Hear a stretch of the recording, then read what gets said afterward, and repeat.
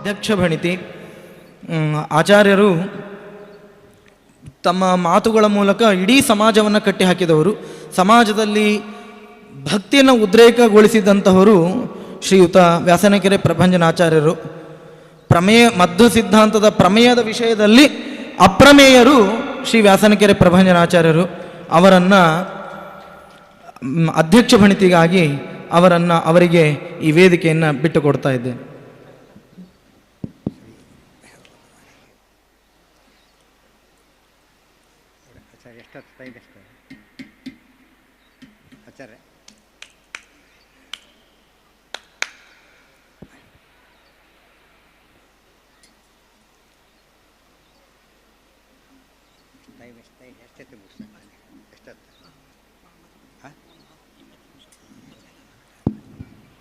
ಶ್ರೀಗುರುಭ್ಯೋ ನಮಃ. ಹರಿ ಓಂ. ಯೋऽन्तಃ ಪ್ರವಿಶ್ಯ ಮಮ ವಾಚಮಿಮಾಂ ಪ್ರಸುಪ್ತಾಂ ಸಂಜೀವಯತ್ಯಖಿಲಶಕ್ತಿಧರಸ್ವಧಾಮ್ನಾ ಅನ್ಯಾಂಶ್ಚ ಹಸ್ತಚರಣಶ್ರವಣತ್ವಗಾದೀನ್ ಪ್ರಾಣಾನ್ ನಮೋ ಭಗವತೆ ಪುರುಷಾಯ ತುಭ್ಯಂ. ಯಸ್ಮಾತ್ ಬ್ರಹ್ಮೇಂದ್ರರುದ್ರಾದಿದೇವತಾನಾಂ ಶ್ರೇಯೋಪಿ ಚ ಜ್ಞಾನಸ್ಫೂರ್ತಿಃ ಸದಾ ತಸ್ಮೈ ಹರಯೇ ಗುರವೇ ನಮಃ. ವ್ಯಾಸಾಯ ಭವನಾಶಾಯ ಶ್ರೀಶಾಯ ಗುಣರಾಶಯೇ ಹೃದ್ಯಾಯ ಶುದ್ಧವಿದ್ಯಾಯ ಮಧ್ವಾಯ ಚ ನಮೋ ನಮಃ. ಲಸತು ಶ್ರೀಮದಾನಂದತೀರ್ಥೇಂದುರ್ನೋ ಹೃದಂಬರೆ ಯದ್ವಚಶ್ಚಂದ್ರಿಕಾ ಸ್ವಾಂತಸಂತಾಪಂ ವಿನಿಕೃಂತತಿ. ವಾಣಿತೆ ಕರವಾಣ್ಯಂಬ ಚರಣೌ ಹೃದಿ ಸರ್ವದಾ ಮದ್ವಾಕ್ಯಸರಣಿರ್ಭೂಯಾತ್ ಶ್ರೀಮದಾಚಾರ್ಯಭಾವಗ. ಹರಾಯ ಭಜಕಾರಿಷ್ಟಹರಾಯ ಪುರವೈರಿಣೇ ಭವಾಯ ಭವತೆ ಭೂಯಾತ್ ಶಿವಾಯ ಶಿರಸಾ ನಮಃ. ಉಮೇಶಾದ್ಯಾಸುರಾವೋಹಂ ಮೀಡೆ ಚೇತೋ ಹಿಮಾನಿನಃ ಯೂಯಂ ಸರ್ವೇ ಪ್ರಕುರುತ ಮನೋ ಮೇ ಮಧ್ವಭಾವಗಂ. ಶ್ರೀಮಧ್ವಃ ಕಲ್ಪವೃಕ್ಷಸ್ತು ಜಯಾರ್ಯಃ ಕಾಮಧುಕ್ಸ್ಫುರತಃ ಚಿಂತಾಮಣಿಸ್ತು ವ್ಯಾಸಾರ್ಯಃ ಮುನಿತ್ರಯಬುಧಾಹೃತಂ. ವಾದಿರಾಜಗುರೂನ್ ವಂದೇ ರಘೂತ್ತಮಗುರೂನ್ ತಥಾ ರಾಘವೇಂದ್ರಾನ್ ತಥಾ ಸರ್ವಾನ್ ಸದ್ಗುರೂನ್ ಪ್ರಣತೋಸ್ಮ್ಯಹಂ. ಪೃಥ್ವೀಮಂಡಲಮಧ್ಯಸ್ಥಾಃ ಪೂರ್ಣಬೋಧಮತಾನುಗಾಃ ವೈಷ್ಣವಾ ವಿಷ್ಣುಹೃದಯಾಃ ತನ್ನಮಸ್ಯೇ ಗುರೂನ್ ಮಮ. ಸುಬ್ರಹ್ಮಣ್ಯಸುರಾಗ್ರಗಣ್ಯಕುಜನಾರಣ್ಯಜ್ವಲತ್ಪಾವಕ ಪ್ರಬ್ರೂಯಾತ್ತವ ವಿಕ್ರಮಂ ಭುವಿ ಕವಿಃ ಕೋ ವಾ ಪರೋ ಮಾದಿವಿ. ಯಃ ಪ್ರಾಗಪ್ರತಿಮಲ್ಲತಾರಕಮಹಾದೈತ್ಯಂ ಸುದೃಪ್ತಂ ಭವಾನ್ ವಿಪ್ರೌಘಪ್ರಿಯಸುಪ್ರಭಾವಸಮರೇ ದ್ವಿತೀಯಂ ವಿಶಾಲ್. ಶ್ರೀಗುರುಭ್ಯೋ ನಮಃ. ಹರಿ ಓಂ. ಪರಮಪೂಜ್ಯರಾದಂಥ ಶ್ರೀಪಾದಂಗಳವರ ಚರಣಕಮಲಗಳಲ್ಲಿ ಭಕ್ತಿಪೂರ್ವಕವಾದ ಸಾಷ್ಟಾಂಗ ಪ್ರಣಾಮಗಳನ್ನು ಸಲ್ಲಿಸಿ ಅವರ ಆದೇಶದಂತೆ 4 ಮಾತುಗಳನ್ನು ವಿಜ್ಞಾಪನೆ ಮಾಡಿಕೊಡ್ತಾ ಇದ್ದೇನೆ. ಮಧ್ವ ಸಿದ್ಧಾಂತದ ಅಪರೂಪದ ಕೊಡುಗೆಗಳು, ಇದು ಬಹಳ ಮುಖ್ಯವಾದಂಥ ಅಂಶ. ಅದನ್ನು ಗಮನಿಸಿದಾಗ ಯಾವುದೇ ಒಬ್ಬ ವ್ಯಕ್ತಿಯ ವಿಶೇಷತೆಯನ್ನು ಗುರುತಿಸಬೇಕಾದ್ರೆ ಅವರೇ ಮಾಡಿದ್ದ್ಯಾವುದು, ಅವರದ್ದೇ ಕಾಣಿಕೆ ಯಾವುದು ಅಂತ ಕೇಳಿದಾಗ ಅದು ಹಿರಿಮೆ ಗೊತ್ತಾಗುತ್ತೆ. ಎಲ್ಲರೂ ಮಾಡಬಹುದಾದ್ದನ್ನು ಮಾಡಿದಾಗ ಅದು ವಿಶೇಷತೆ ಅಂತ ಅನಿಸೋದಿಲ್ಲ. ಉಳಿದ ಯಾವ ಕವಿಗಳಿಗೂ ಸಮುದ್ರ ಹಾರಲಿಕ್ಕಾಗಲಿಲ್ಲ, ಹನುಮಂತ ದೇವರು ಹಾರಿದರು. ಆಗ ಎಷ್ಟು ಮಹತ್ವ ಬಂತಾಗ. ಉಲ್ಲಂಘ್ಯ ಸಿಂಧೋ ಸಲೀಲಂ ಸಲೀಲಂ ಅಂತ ಹೇಳಬೇಕಾದ್ರೆ ಸಲೀಲಂ ಸಲೀಲಂ, ಯಾರಿಗೆ ಎಷ್ಟು ಪ್ರಯತ್ನಪಟ್ಟರೂ ಸಾಧ್ಯ ಇಲ್ವೋ ಅವರಿಗೆ ಸಲೀಲವಾಗಿ ಮಾಡಿದ್ದ. ಆಚಾರ್ಯರ ಕೊಡುಗೆಗಳು ಆ ರೀತಿ ಆದವು. ಅವರ ಕೊಡುಗೆಗಳಲ್ಲಿ ಅಪೂರ್ವ ಕೊಡುಗೆಗಳು ಇವತ್ತು ವಿಭಾಗ ಮಾಡಬಾರದು. ಅವರ ಎಲ್ಲ ಕೊಡುಗೆಗಳು ಅಪೂರ್ವ ಕೊಡುಗೆಗಳ ಹೊರ ಸಾಮಾನ್ಯ ಕೊಡುಗೆಗಳನ್ನು ಕೊಡಲೇ. ಸೂರ್ಯನ ಪ್ರತಿಕಿರಣವೂ ಅವಂದೇ ಹೊರತು ಬೇರೆಯವ್ರಿಗೆ ಕೊಡಲಿಕ್ಕಾಗೋದಿಲ್ಲ. ಎಷ್ಟು ಕೋಟಿ ದೀಪಗಳು ಕೂಡ ಸೂರ್ಯನ ಒಂದು ಕಿರಣಕ್ಕೂ ಸಾಟಿಯಾಗಲಿಕ್ಕೆ ಸಾಧ್ಯ ಇಲ್ಲ. ಶ್ರೀಮದ್ ಆಚಾರ್ಯರು ಸೂರ್ಯನ ಮೀರಿಸಿದವರು, ಅಂದಮೇಲೆ ಇನ್ನೂ ಎಷ್ಟಿರಬೇಕು. ಅಪಿತ್ರಿಲೋಕ್ಯ ಬಹಿರುಲ್ಲಸಂತಿ ತಮೋಹರಂತಿ ಮುಹುರಾಂತರಂಚ ದಿಶ್ಯಾದೃಶ್ಯಂನೋ ವಿಶದಾಂ ಜಯಂತಿ ಮಧ್ವಸ್ಯ ಕೀರ್ತಿರ್ ದಿರಣಾಥ ದೀಪ್ತಿ. ಈ ಮಾತನ್ನು ಅರ್ಥ ಮಾಡಿಕೊಂಡ್ರೆ ಆಚಾರ್ಯ ನಾವು ಉಳ್ಳದೆಲ್ಲರೂ ಬತ್ತಿಗಳು, ಚಂದ್ರ, ನಕ್ಷತ್ರಗಳಾದರೆ ಶ್ರೀಮದ್ ಆಚಾರ್ಯರು ಸೂರ್ಯನನ್ನು ಮೀರಿಸಿದವರು. ನಿಜವಾದ ಸೂರ್ಯ ಅವರೇ. ಉಪನಿಷತ್ ಹೇಳುತ್ತೆ ಸೂರ್ಯ ಅವರೇ ಬದಲಿಗೆ. ಚಂದ್ರ ಭಾರತೀ ದೇವಿ, ಸೂರ್ಯ ಸಾಕ್ಷಾತ್ ವಾಯುದೇವ. ಆ ಸೂರ್ಯನ ಬೆಳಕು ಅಂದ್ರೆ ಆ ಸೂರ್ಯನದೇ ಬೆಳಕು, ಯುನಿಕ್ ಅಂತೀವಲ್ಲ. ಆ ರೀತಿ ಹೇಳೋದಕ್ಕೆ ಹೊರಟಾಗ ಯಾವುದನ್ನು ಹೇಳಿದ್ರು ಅವ್ರ ಕೊಡುಗೆ ಆಗೇ ಆಗಿಬಿಡುತ್ತೆ. ಆದರೆ ನಮಗೆ ಬೇಕಾದ್ರಲ್ಲಿ ಯಾವುದೋ ಒಂದು ವಿಚಾರ ಮಾಡಿದಾಗ ಇವತ್ತೇ ವಿಚಾರ ಮಾಡಿದ್ದಾರೆ. ಒಂದು ಭಕ್ತಿಯ ಬಗ್ಗೆ ಕೊಡುಗೆ, ಸಾಮಾಜಿಕ ಕೊಡುಗೆ, ಅವತಾರಗಳ ಪರಿಕಲ್ಪನೆಯ ಬಗ್ಗೆ ಹೇಳಿದ್ದಾರೆ. ಆಚಾರ್ಯರ ಬಗ್ಗೆ ಒಂದು ಮಾತು ಹೇಳ್ತಾರೆ, ಕೊಡೋದು ಬಿಡೋದು ಬಿಟ್ಟುಬಿಡಿ, ಅವರ ಎದ್ದರೆ ಕೂತ್ರೆ ನಿಂತರೆ ಅದೇ ಒಂದು ಕೊಡುಗೆ ಅಂತ ಹೇಳಿದ್ದಾರೆ. ಗಮನಾಸನ ಸಂಕಥಾದಿ ಲೀಲಾಹ ಸ್ಮೃತಿ ಮಾತ್ರೇಣ ಭವಾಪವರ್ಗದಾತ್ರೀ ಕಥಮಪ್ಯಮರಾಹ ಪ್ರಪಂಚ ಯಯುಹು ನನು ಮಧ್ವಶ್ಚ ನಮಾದೃಶೋ ಅಲ್ಪಬೋಧಾ.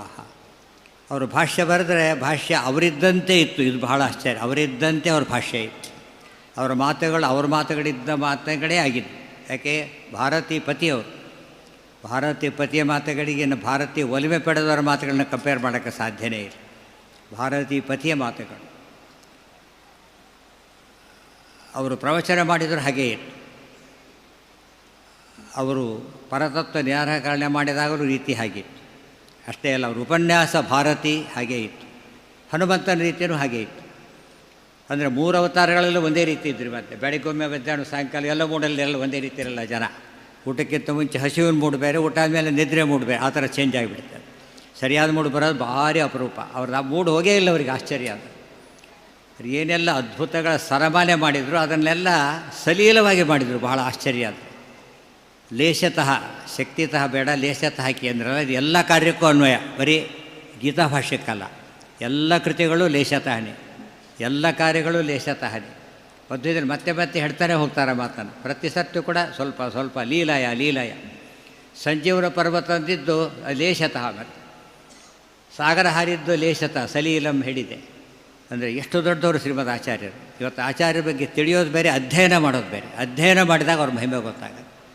ಅಧ್ಯಯನ ನಮ್ಮಲ್ಲಿ ಅವರ ಕೃತಿಗಳ ಅಧ್ಯಯನ, ಅವರ ಆಕೃತಿಯ ಅಧ್ಯಯನ. ಆಕೃತಿಯ ಅಧ್ಯಯನಕ್ಕೆ ಮಧ್ವವಿಜಯ ಇದೆ, ಕೃತಿಗಳ ಅಧ್ಯಯನಕ್ಕೆ ಸರುಮೂಲ ಗ್ರಂಥಗಳಿವೆ. ಅವೆರಡನ್ನು ನಾವು ಹಿಡಿದರೆ ಸಮಗ್ರವಾಗಿ ತತ್ವಶಾಸ್ತ್ರವೇ ನಮ್ಮ ಕರತಲ ಮಲಕಾದಾಗುತ್ತೆ. ಅಷ್ಟು ಶ್ರೇಷ್ಠವಾದಂಥ ಕೃತಿಗಳು.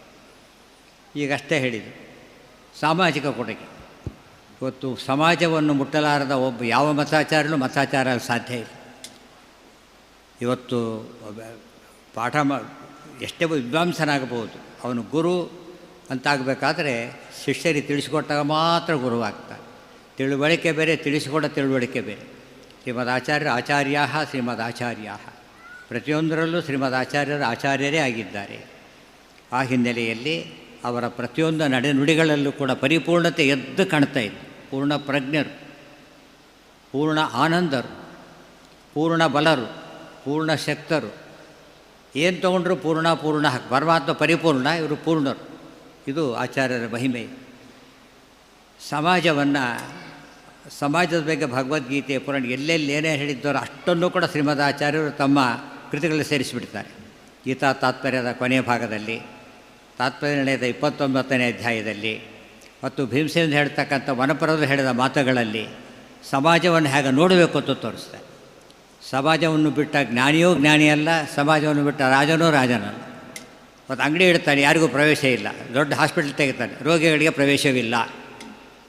ನೋಡಿ ಏನು ಮಾಡಿ ಸಾಯ್ತಾರೆ, ಅವನು ಸಾಯ್ತಾರೆ, ಜನರು ಸಾಯ್ತಾರೆ. ರೋಗಿಗಳಿಗೆ ಮಾತ್ರ ಪ್ರವೇಶ ಅಂತ ಹಾಕಬೇಕು. ರೋಗಿಗಳಿಗೆ ಪ್ರವೇಶ, ರೋಗಿಗಳಿಗೆ ಮಾತ್ರ ಪ್ರವೇಶ. ಇವತ್ತು ನಾವೆಲ್ಲ ಕೂಡ ನಮಗೇನೂ ಗೊತ್ತಿಲ್ಲ ಅಂತ ನಾವು ಜನ ದೂರ ಮಾಡ್ತಾಯಿದ್ದೇವೆ. ಗೊತ್ತಿಲ್ಲದವ್ರು ನಮಗೆ ಬೇಕಾಗಿದ್ದು ಇವತ್ತು ಮಾತು ಕೇಳಿ ಗೊತ್ತಿಲ್ಲದವ್ರಾಗಬೇಕು, ಗೊತ್ತಿದ್ದವ್ರು ಆಗಬಾರ್ದು. ನಮಗೆ ಗೊತ್ತಿಲ್ಲದವ್ರಿಗೆ ಗೊತ್ತಿದೆ ಹೇಳೋದಿಲ್ಲ, ಗೊತ್ತಿಲ್ಲದವ್ರಿಗೆ ಗೊತ್ತಿಲ್ಲ ಹೇಳೋದಿಲ್ಲ. ಮತ್ತು ಯಾರಿಗೆ ಹೇಳೋದು ಹಾಗಿದ್ರೆ? ಅದಕ್ಕೆ ಹೇಳ್ತಾರೆ, ರಾಜ ಬಾಲಸಂಘಭಿ ಬೋಧ ಎದ್ದು, ಚಿಕ್ಕ ಮಕ್ಕಳನ್ನೂ ಬಿಡಬಾರ್ದು. ದುರ್ನಿರೂಪ ವಚನಂಚ ಪಂಡಿತೈ, ಯಾವ ಪಂಡಿತರನ್ನೂ ಬಿಡಬಾರ್ದು. ಇವತ್ತು ಬಾಲಕರು ಚಿಕ್ಕ ಮಕ್ಕಳು ಅಂತ ಅರ್ಥ ಅಲ್ಲ, ಅದಕ್ಕೆ ಬಿಗಿನರ್ಸ್ ಅಂತ ಅರ್ಥ. ತೀರ ಸಾಮಾನ್ಯ ವ್ಯಕ್ತಿ ಇದ್ದ. ನಾವು ಸಾಮಾನ್ಯವಾಗಿ ಇವತ್ತು ಮೆಡಿಕಲ್ ಮಲ್ಲಾದ ಫೀಲ್ಡ್ಗಳಲ್ಲಿ ದೊಡ್ಡ ದೊಡ್ಡ ಹೆಸರು ಮಾಡಿರ್ತಾರೆ. ತತ್ವಶಾಸ್ತ್ರದಲ್ಲೇ ಬಾಲಕರೇ ಅವರು, ಪ್ರವೇಶಿಗಳು ಮಾತ್ರ ಅವ್ರಿಗೆ ಜಾಸ್ತಿ ಗೊತ್ತಿರೋದಿಲ್ಲ. ಅವರಿಗೆ ತಿಳಿಯಾಗಿ ಹೇಳಬೇಕು. ಅದು ನಿಜವಾದ ಅರ್ಥದಲ್ಲಿ ಆಚಾರ್ಯ ಮಾಡಿದ ಕೆಲಸ. ಬಾಲಸಂಗಪಿ ಬೋಧ ಎದುರಿಸುವ ಮಾತಿಗೆ ಚಿಕ್ಕವರಿಗೂ ತಿಳಿಯಾಗಿ ಹೇಳ್ತಿದ್ರು ಅಲ್ಲ, ಚಿಕ್ಕವರಿಗೂ ತಿಳಿಯಾಗಿ ಹೇಳಬೇಕು ಅಂತ ಆಚಾರ್ಯ ಹೇಳ್ತಾರೆ. ಚಿಕ್ಕವ್ರಿಗೆ ಹೇಳಬೇಕು ನೀವು ಬದುಕು. ದೃಷ್ಟಾಂತ ಅಲ್ಲದು, ವಿಧಿ ಅದು. ಚಿಕ್ಕ ಮಕ್ಕಳು ತಿಳಿಯಾಗಿ ಹೇಳಬೇಕು. ಚಿಕ್ಕ ಮಕ್ಕಳಿಗೆ ಅದು ಯಾರು ವಿಧರ್ಮೀಯ ಅವನಿಗೆ ತಿಳಿಯಾಗಿ ಹೇಳ್ತಾರೆ ಆಚಾರ್ಯರು. ನಮ್ಮ ಮಕ್ಕಳಿಗೆ ಹೇಳೋದಕ್ಕೆ ಬರೋದಿಲ್ಲ. ವಿಧರ್ಮೇರಿ ತಿಳಿಯಾಗಿ ಹೇಳ್ತಾರೆ. ರಾಜನಿಗೆ ಯೋಸೌ ದೇವ ವಿಶ್ವದೀಪ ಪ್ರದೀಪ್ತ ಕುರ್ಮ ಸರ್ವಂ ತತ್ಪರಾನುಗ್ರಹೇಣ. ಈ ಮಾತನ್ನು ಮಕ್ಕಳ ಮುಂದೆ ಕೂಡ ಹೇಳಕ್ಕೆ ಬರೋದಿಲ್ಲ, ಹೆಂಡತಿ ಮಕ್ಕಳ ಮುಂದೆ ಹೇಳೋದಿಲ್ಲ ಮನುಷ್ಯ. ವಿಧರ್ಮ ಮುಂದೆ ಹೇಳ್ತಾರೆ, ರಾವಣನ ಮುಂದೆ ಹೇಗೆ ಮಾತಾಡಿದಾರಲ್ಲ ಇವನ ಮುಂದೆ ಹಾಗೆ ಮಾತಾಡ್ತಾರೆ.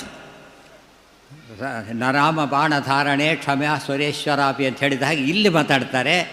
ಯೋಸೌ ದೇವ ವಿಶ್ವದೀಪ ಪ್ರದೀಪ್ತ ಕುರ್ಮ ಸರ್ವಂ ತತ್ಪರಾನುಗ್ರಹೇಣ. ಅಂದರೆ ಅವರಿಗೆ ತಿಳಿಯೋ ಭಾಷೆ ಆಗಬೇಕು. ಇದರ ಅವರಿಗೆ ತಿಳಿಲಾರದ ಭಾಷೆಯಲ್ಲಿ ಹೇಳ್ತಾರೆ. ಭಾಷೆಗೆ ಎರಡರ್ಥ, ಭಾಷೆ ಪರಿಭಾಷೆ ಎರಡೂ ಅವರದ್ದಾಗಬೇಕು. ಭಾಷೆ ಅವರದ್ದು, ಪರಿಭಾಷೆನೂ ಅವರದ್ದಾದಾಗ ಆಗ ನಮ್ಮ ಮಾತು ಅವ್ರಿಗೆ ಮುಟ್ಟುತ್ತೆ. ಇವತ್ತು ನಮ್ಮದಾದ್ರೂ ಉಪಯೋಗ ಇಲ್ಲ, ಅವರದ್ದಾಗಬೇಕು. ನಮ್ಮ ಮಾತಲ್ಲಿ ಹೇಳಿದ್ರೆ ಅವರಿಗೆ ತಿಳಿ, ಅವ್ರ ಮಾತಲ್ಲಿ ಹೇಳಿದ್ರೆ ಮಾತು ಅವರಿಗೆ ತಿಳಿಯುತ್ತೆ. ಆ ಪ್ರಯತ್ನ ನಾವು ಮಾಡಬೇಕು ಅಂತ ಅರ್ಥ ಮಾಡಿಕೊಳ್ಳೋಕ್ಕೆ ಆಚಾರ ದೊಡ್ಡ ಕೊಡುಗೆ. ವಿದ್ವಾಂಸರು ನಮಗೆ ಗೊತ್ತಿದೆ ಅಂತ ಅವ್ರು ಎದ್ದು ಹೋಗಬಾರ್ದು. ಕ್ಲಾಸ್ಗಳಲ್ಲಿ ಅತಿ ಬುದ್ಧಿವಂತ ಹುಡುಗ ಇರ್ತಾರೆ, ದಡ್ರು ಇರ್ತಾರೆ.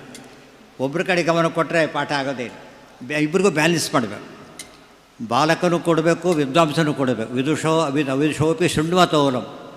ಇದನ್ನೆಲ್ಲ ಮಧ್ವಯುಗದಲ್ಲಿ ಆಚಾರ್ಯ ಏನೇನು ಮಾಡ್ತಿರ್ತಾರೆ ಬಂದರೆ ನಾವು ಪಠ್ಯವಾಗಿ ಓದಿಬಿಟ್ರೆ ನಾವು ಹೇಗೆ ಸಿದ್ಧಾಂತ ಪ್ರಸಾರ ಮಾಡಬೇಕು ಅಂತ ಒಳ್ಳೆ ಚೆನ್ನಾಗಿ ಗೊತ್ತಾಗುತ್ತೆ. ಎಲ್ಲರಿಗೂ ತಿಳಿಬೇಕು. ಯಾರಿಗೂ ತಿಳಿಬಾರ್ದು ಎಂಬ ಸಂಕಲ್ಪ ಇದ್ದರೆ ಭಾರಿ ಕಷ್ಟ. ಅವ್ರಿಗೆ ತಿಳಿಯಬೇಕು, ಮನದಟ್ಟಾಗಬೇಕು. ಆ ರೀತಿ ತಿಳಿಬೇಕು, ಮನದಟ್ಟಾಗ ತಿಳಿಬೇಕು. ಕುರ್ಮ ಸರ್ವಂ ತತ್ಪರಾನುಗ್ರಹೇಣ. ಅವನ ಮುಂದೆ ನಾನೇ ಮಾಡಿದೆ ಅಂತ ಹೇಳಿದ್ರೆ ಯಾರೂ ಕೇಳ್ತಿರಲಿಲ್ಲ. ನಾನೇ ಮಾಡಿದೆ ಅಂದರೆ ಸಾಕು ಅವನಿಗೆ. ಆ ಮಾತು ಹೇಳಿ ಸತ್ಯವನ್ನು ಆಗಲೂ ಬಿಡಲಿಲ್ಲ, ಆಗಲೂ ತತ್ವವನ್ನೇ ಹೇಳಿ. ಹೊತ್ತು ಏನೂ ಮಾಡಲಾರ್ದು ಅವನು ಭಗವಾನ್ ಅಂತ ಬೋರ್ಡ್ ಹಾಕ್ಕೊಂಡ್ಬಿಡ್ತಾರೆ. ಏನೂ ಮಾಡಿರೋದಿಲ್ಲ, ಭಗವಾನ್ ಬೋರ್ಡು. ಮೇಣದ ಬತ್ತಿ ಮೇಲೆ ಸೂರ್ಯ ಅಂತ ಬೋರ್ಡ್ ಹಾಕಿದಾಗುತ್ತೆ ಅಷ್ಟೆ. ಹಾಕ್ಕೊಂಡಿದ್ದಾರೆ, ತುಂಬ ಜನ ಹಾಕ್ಕೊಂಡಿದ್ದಾರೆ. ಆದರೆ ಆಚಾರ್ಯ ಅವನ ಮುಂದೆ ಕೂಡ ನಾನು ದೇವರಲ್ಲ ಅಂತ ಹೇಳಿದ್ರೆ ಭಾಳ ದೊಡ್ಡ ಮಾತದು. ಆ ಮಾತು ಇವಾಗ ಕಲಿಯುಗದಲ್ಲಿ ಬಹುಶಃ ಎಲ್ಲ ಯುಗಗಳಲ್ಲಿ ಒಂದೊಂದು ಅವತಾರ ಎರಡೆರಡು ಅವತಾರ ಆಗಿದ್ದರೆ, ಕಲಿಯುಗದಲ್ಲಿ ಬರೀ ಭಗವಾನ್ಗಳೇ, ಯಾವ ಬೀದಿಗೆ ಹೋದರೂ ಭಗವಾನೇ ಸಿಗ್ತಾರೆ. ಅದಕ್ಕೆ ಹೇಳಿದ್ದಾರೆ ಕಲಿಯುಗದಲ್ಲಿ ಭಗವಂತ ಬರೋದಲ್ಲಿ ಯೋಚನೆ ಮಾಡಬೇಡಿ ಅಂತ ಹೇಳ್ಬಿಟ್ಟಿದ್ದಾರೆ. ಇದು ನಿಜವಾಗಲೂ ಕೂಡ ಜನಗಳನ್ನು ಅಲ್ಲಿ ಎನ್ಲೈಟನ್ ಮಾಡಬೇಕು ನಾವು ಫಸ್ಟಿಗೆ. ದೇವರಲ್ಲ ಅವರೆಲ್ಲ ಫಟ್ ಅದನ್ನು ಕಲಿಬೇಕು ಮಕ್ಕಳು. ಬೇರೆ ಬರುತ್ತೆ. ಇವತ್ತು ಅಕೌಂಟ್ಸ್ ಹ್ಯಾಕ್ ಮಾಡಿದರು, ಕೋಟಿಗಟ್ಟಲೆ ಹರ್ಕೊಂಡವರು ಅಂತ ಹೇಳ್ತಾರಲ್ಲ, ಅದೇ ರೀತಿ ಪುಣ್ಯದ ಅಕೌಂಟ್ ಹ್ಯಾಕ್ ಮಾಡ್ತಾ ಇದ್ದಾರೆ ಅಷ್ಟೇ. ಕಣ್ಕೊಂಡವ್ರು ಮಾಡ್ತಾರಲ್ಲ, ಪುಣ್ಯದಲ್ಲಿ ಕಿತ್ಕೊಂಡು ಹೋಗ್ತಾ ಇದ್ದಾರೆ. ಹಾಗಾಗಬಾರ್ದು. ಎಚ್ಚರಿಸ್ಬೇಕು ಸಮಾಜವನ್ನು. ಮೂಢನಂಬಿಕೆ ಹೋಗಬೇಕು ಅಂತ ಸರ್ಕಾರ ಪ್ರಯತ್ನ ಪಡ್ತಾ ಇದೆ, ಅಲ್ಲ ನಾವು ಪ್ರಯತ್ನ ಪಡಬೇಕು. ಮೂಢನಂಬಿಕೆ ಹೋಗಿಸ್ಬೇಕಾದ ದೊಡ್ಡ ಜವಾಬ್ದಾರಿ ಗುರುಪೀಠಗಳು. ಇದೆಲ್ಲ ತತ್ವೋಪದೇಶ ಅಲ್ಲ. ನಾನು ಪರಮಾತ್ಮ ಅಂದರೆ ಅರ್ಥ ಇಲ್ಲ ಅದರಲ್ಲಿ. ಪರಮಾತ್ಮ ಇಲ್ಲ ಅಂದರೂ ಅರ್ಥ ಇಲ್ಲ, ನಾನೇ ಪರಮಾತ್ಮ ಅಂತ ಹೇಳಿದ್ರೂ ಅರ್ಥ ಇಲ್ಲ. ನಾವು ಪರಮಾತ್ಮನಲ್ಲ, ನಾವು ಪರಮಾತ್ಮನಿಂದ ಏನೂ ಮಾಡಲಿಕ್ಕೂ ಬರೋದಿಲ್ಲ ಎಂಬುದನ್ನು ಬಹುಶಃ ನಿಮಗೆ ಇವತ್ತಿನ ಕಾಲದಲ್ಲಿ ನಾಸ್ತಿಕರಿಗೆ ಸರಿಯಾಗಿ ಉತ್ತರ ಕೊಡೋಷ್ಟು ಸುಲಭವಾಗಿ ಬೇರೆ ಯುಗದಲ್ಲಿ ಕೊಡೋದು ಕಷ್ಟ ಇತ್ತು. ಆ ಕಾಲದಲ್ಲಿ ಕೊಟ್ಟು ಮತ್ತು ಕೂತಲ್ಲೇ ಎಲ್ಲ ಮಾಡಿ ತೋರಿಸ್ತೀವಿ ನಾವು ಏನೇನು ಮಾಡೋಕ್ಕೆ ಬರುತ್ತೆ ಅಂತ ತೋರಿಸ್ತಾ ಇದ್ದಾನೆ ಮನುಷ್ಯ. ಆದರೆ ಅದೇ ಕಾಲದಲ್ಲಿ ನಾವು ದೇವರನ್ನು ನಂಬಿಸಲಿಕ್ಕೆ ಸಾಧ್ಯ ಇದೆ. ಅದನ್ನು ಸರಿಯಾಗಿ ಉಪಯೋಗಿಸ್ಕೊಂಡ್ರೆ ಬದ್ಧ ಸಿದ್ಧಾಂತ ಇಡೀ ಜಗತ್ತಿಗೇ ಮುಟ್ತಕ್ಕಂಥ ಸಿದ್ಧಾಂತ. ಆಚಾರ್ಯ ಮುಟ್ಟಿಸಿ ತೋರಿಸಿದ್ದಾರೆ ಅದನ್ನು. ಸರ್ವಾನ್ ಅಭಾಗವತ ಶಾಸ್ತ್ರ ಪಥಾನ್ವಿಧೂಯ ಮಾರ್ಗಂ ಶಕಾರ ಸತು ವೈಷ್ಣವಮೇವ ಶುಭ್ರಂ. ಭೀಮಸೇನ ಯುವರಾಜನಾಗಿದ್ದ ಕಾಲಕ್ಕೆ ಎಲ್ಲ ವೈಷ್ಣವರೇನೆ. ಮತ್ತು ಎಲ್ಲರೂ ದೇವರಲ್ಲಿ ತಾರತಮ್ಯ ಇಲ್ಲವೇನು? ತಾರತಮ್ಯ ಇದೆ. ಸಾತ್ವಿಕತೆ ಕಾಮನ್ ಇರಬೇಕು. ಸ್ಟೂಡೆಂಟ್ ಎಂಬುದು ಕಾಮನ್, ಬುದ್ಧಿವಂತ ದಡ್ಡ ಮಧ್ಯದವನೊಬ್ಬ ಸಾಮಾನ್ಯ ಬೇರೆ. ಪ್ರತಿಯೊಬ್ಬ ಭಕ್ತರು ಕೂಡ ಮನುಕುಲಕ್ಕೆ ಸಲ್ಲಬೇಕಾದವರು. ವಿಶ್ವಜನೀನ ವೃತ್ತಿ ಈ ಪದದಲ್ಲಿ ಎಷ್ಟು ಅರ್ಥ ಇದೆ. ಯಾವ ಸರ್ಕಾರಕ್ಕೆ ದೊಡ್ಡದು, ಸ್ಟೇಟಿಗೆ ಸ್ಟೇಟ್ ಗೌರ್ಮೆಂಟ್ ಸ್ಟೇಟ್ ಕನ್ಸರ್ನ್ ಅಷ್ಟೇ, ಈ ದೇಶದ ಕನ್ಸರ್ನ್ ಅಷ್ಟೇ ಅವರಿಗೆ. ಆದರೆ ಭಗವಂತನಿಗೆ ವಿಶ್ವವೇ ಕನ್ಸರ್ನ್. ಆಚಾರ್ಯ ಇಡೀ ಜಗತ್ತಿನ ಗುರುಗಳು, ಪ್ರತಿಯೊಬ್ಬರಿಗೂ ಕೂಡ, ಪ್ರಾಣಿಗಳಿಗೂ ಗುರುಗಳು. ಪ್ರಾಣಿಗಳು ಒಳಗೆ ನಿಂತು ಮಾಡಿಸ್ತಕ್ಕಂಥವ್ರು. ಈ ವಿಶಾಲವಾದ ಪರಿಕಲ್ಪನೆಯನ್ನು ವಿಜ್ಞಾನ ಕೊಡಲಿಕ್ಕೆ ಸಾಧ್ಯ ಇಲ್ಲ, ನಾವು ಆಧುನಿಕ ರಾಜಕೀಯ ಕೊಡಲಿಕ್ಕೆ ಸಾಧ್ಯ ಇಲ್ಲ. ಇದು ಕೊಡಲಿಕ್ಕೆ ಸಾಧ್ಯ ತತ್ವಶಾಸ್ತ್ರಕ್ಕೆ ಮಾತ್ರ ಸಾಧ್ಯವಾದ ಅಂಶ. ಎಲ್ಲರಿಗೂ ತಿಳಿಯಾಗಿ ಹೇಳ್ತಾ ಹೋದ್ರು. ಇವತ್ತು ನಿಜವಾಗ್ಲೂ ನಿಮಗೆ ಆಶ್ಚರ್ಯ ನೋಡಿ, ಯಾರು ಸರಿಯಾಗಿ ತಿಳಿದಿರ್ತಾನೋ ಸರಳವಾಗಿ ಹೇಳ್ತಾನೆ ಅಂತ ಹೇಳ್ತಾನೆ. ಯಾರಿಗೆ ಗೊತ್ತಿಲ್ಲ ಸ್ವಲ್ಪ ಕ್ಲಿಷ್ಟ ಮಾಡ್ತಾರೆ, ತನಗೆ ಗೊತ್ತಿಲ್ಲ ಅಂತವ್ರಿಗೆ ಗೊತ್ತಾಗಬಾರ್ದು ಅಂಥೇಳಿ ಭಾಷೆ ಸ್ವಲ್ಪ ಬದಲಾಯಿಸ್ಬಿಡ್ತಾರೆ. ಬೇರೆ ಎಲ್ಲ ಮತದವರು ಯಾತಕ್ಕೆ ಕ್ಲಿಷ್ಟವಾಗಿ ಹೇಳಿದ್ರು ಗೊತ್ತಾ?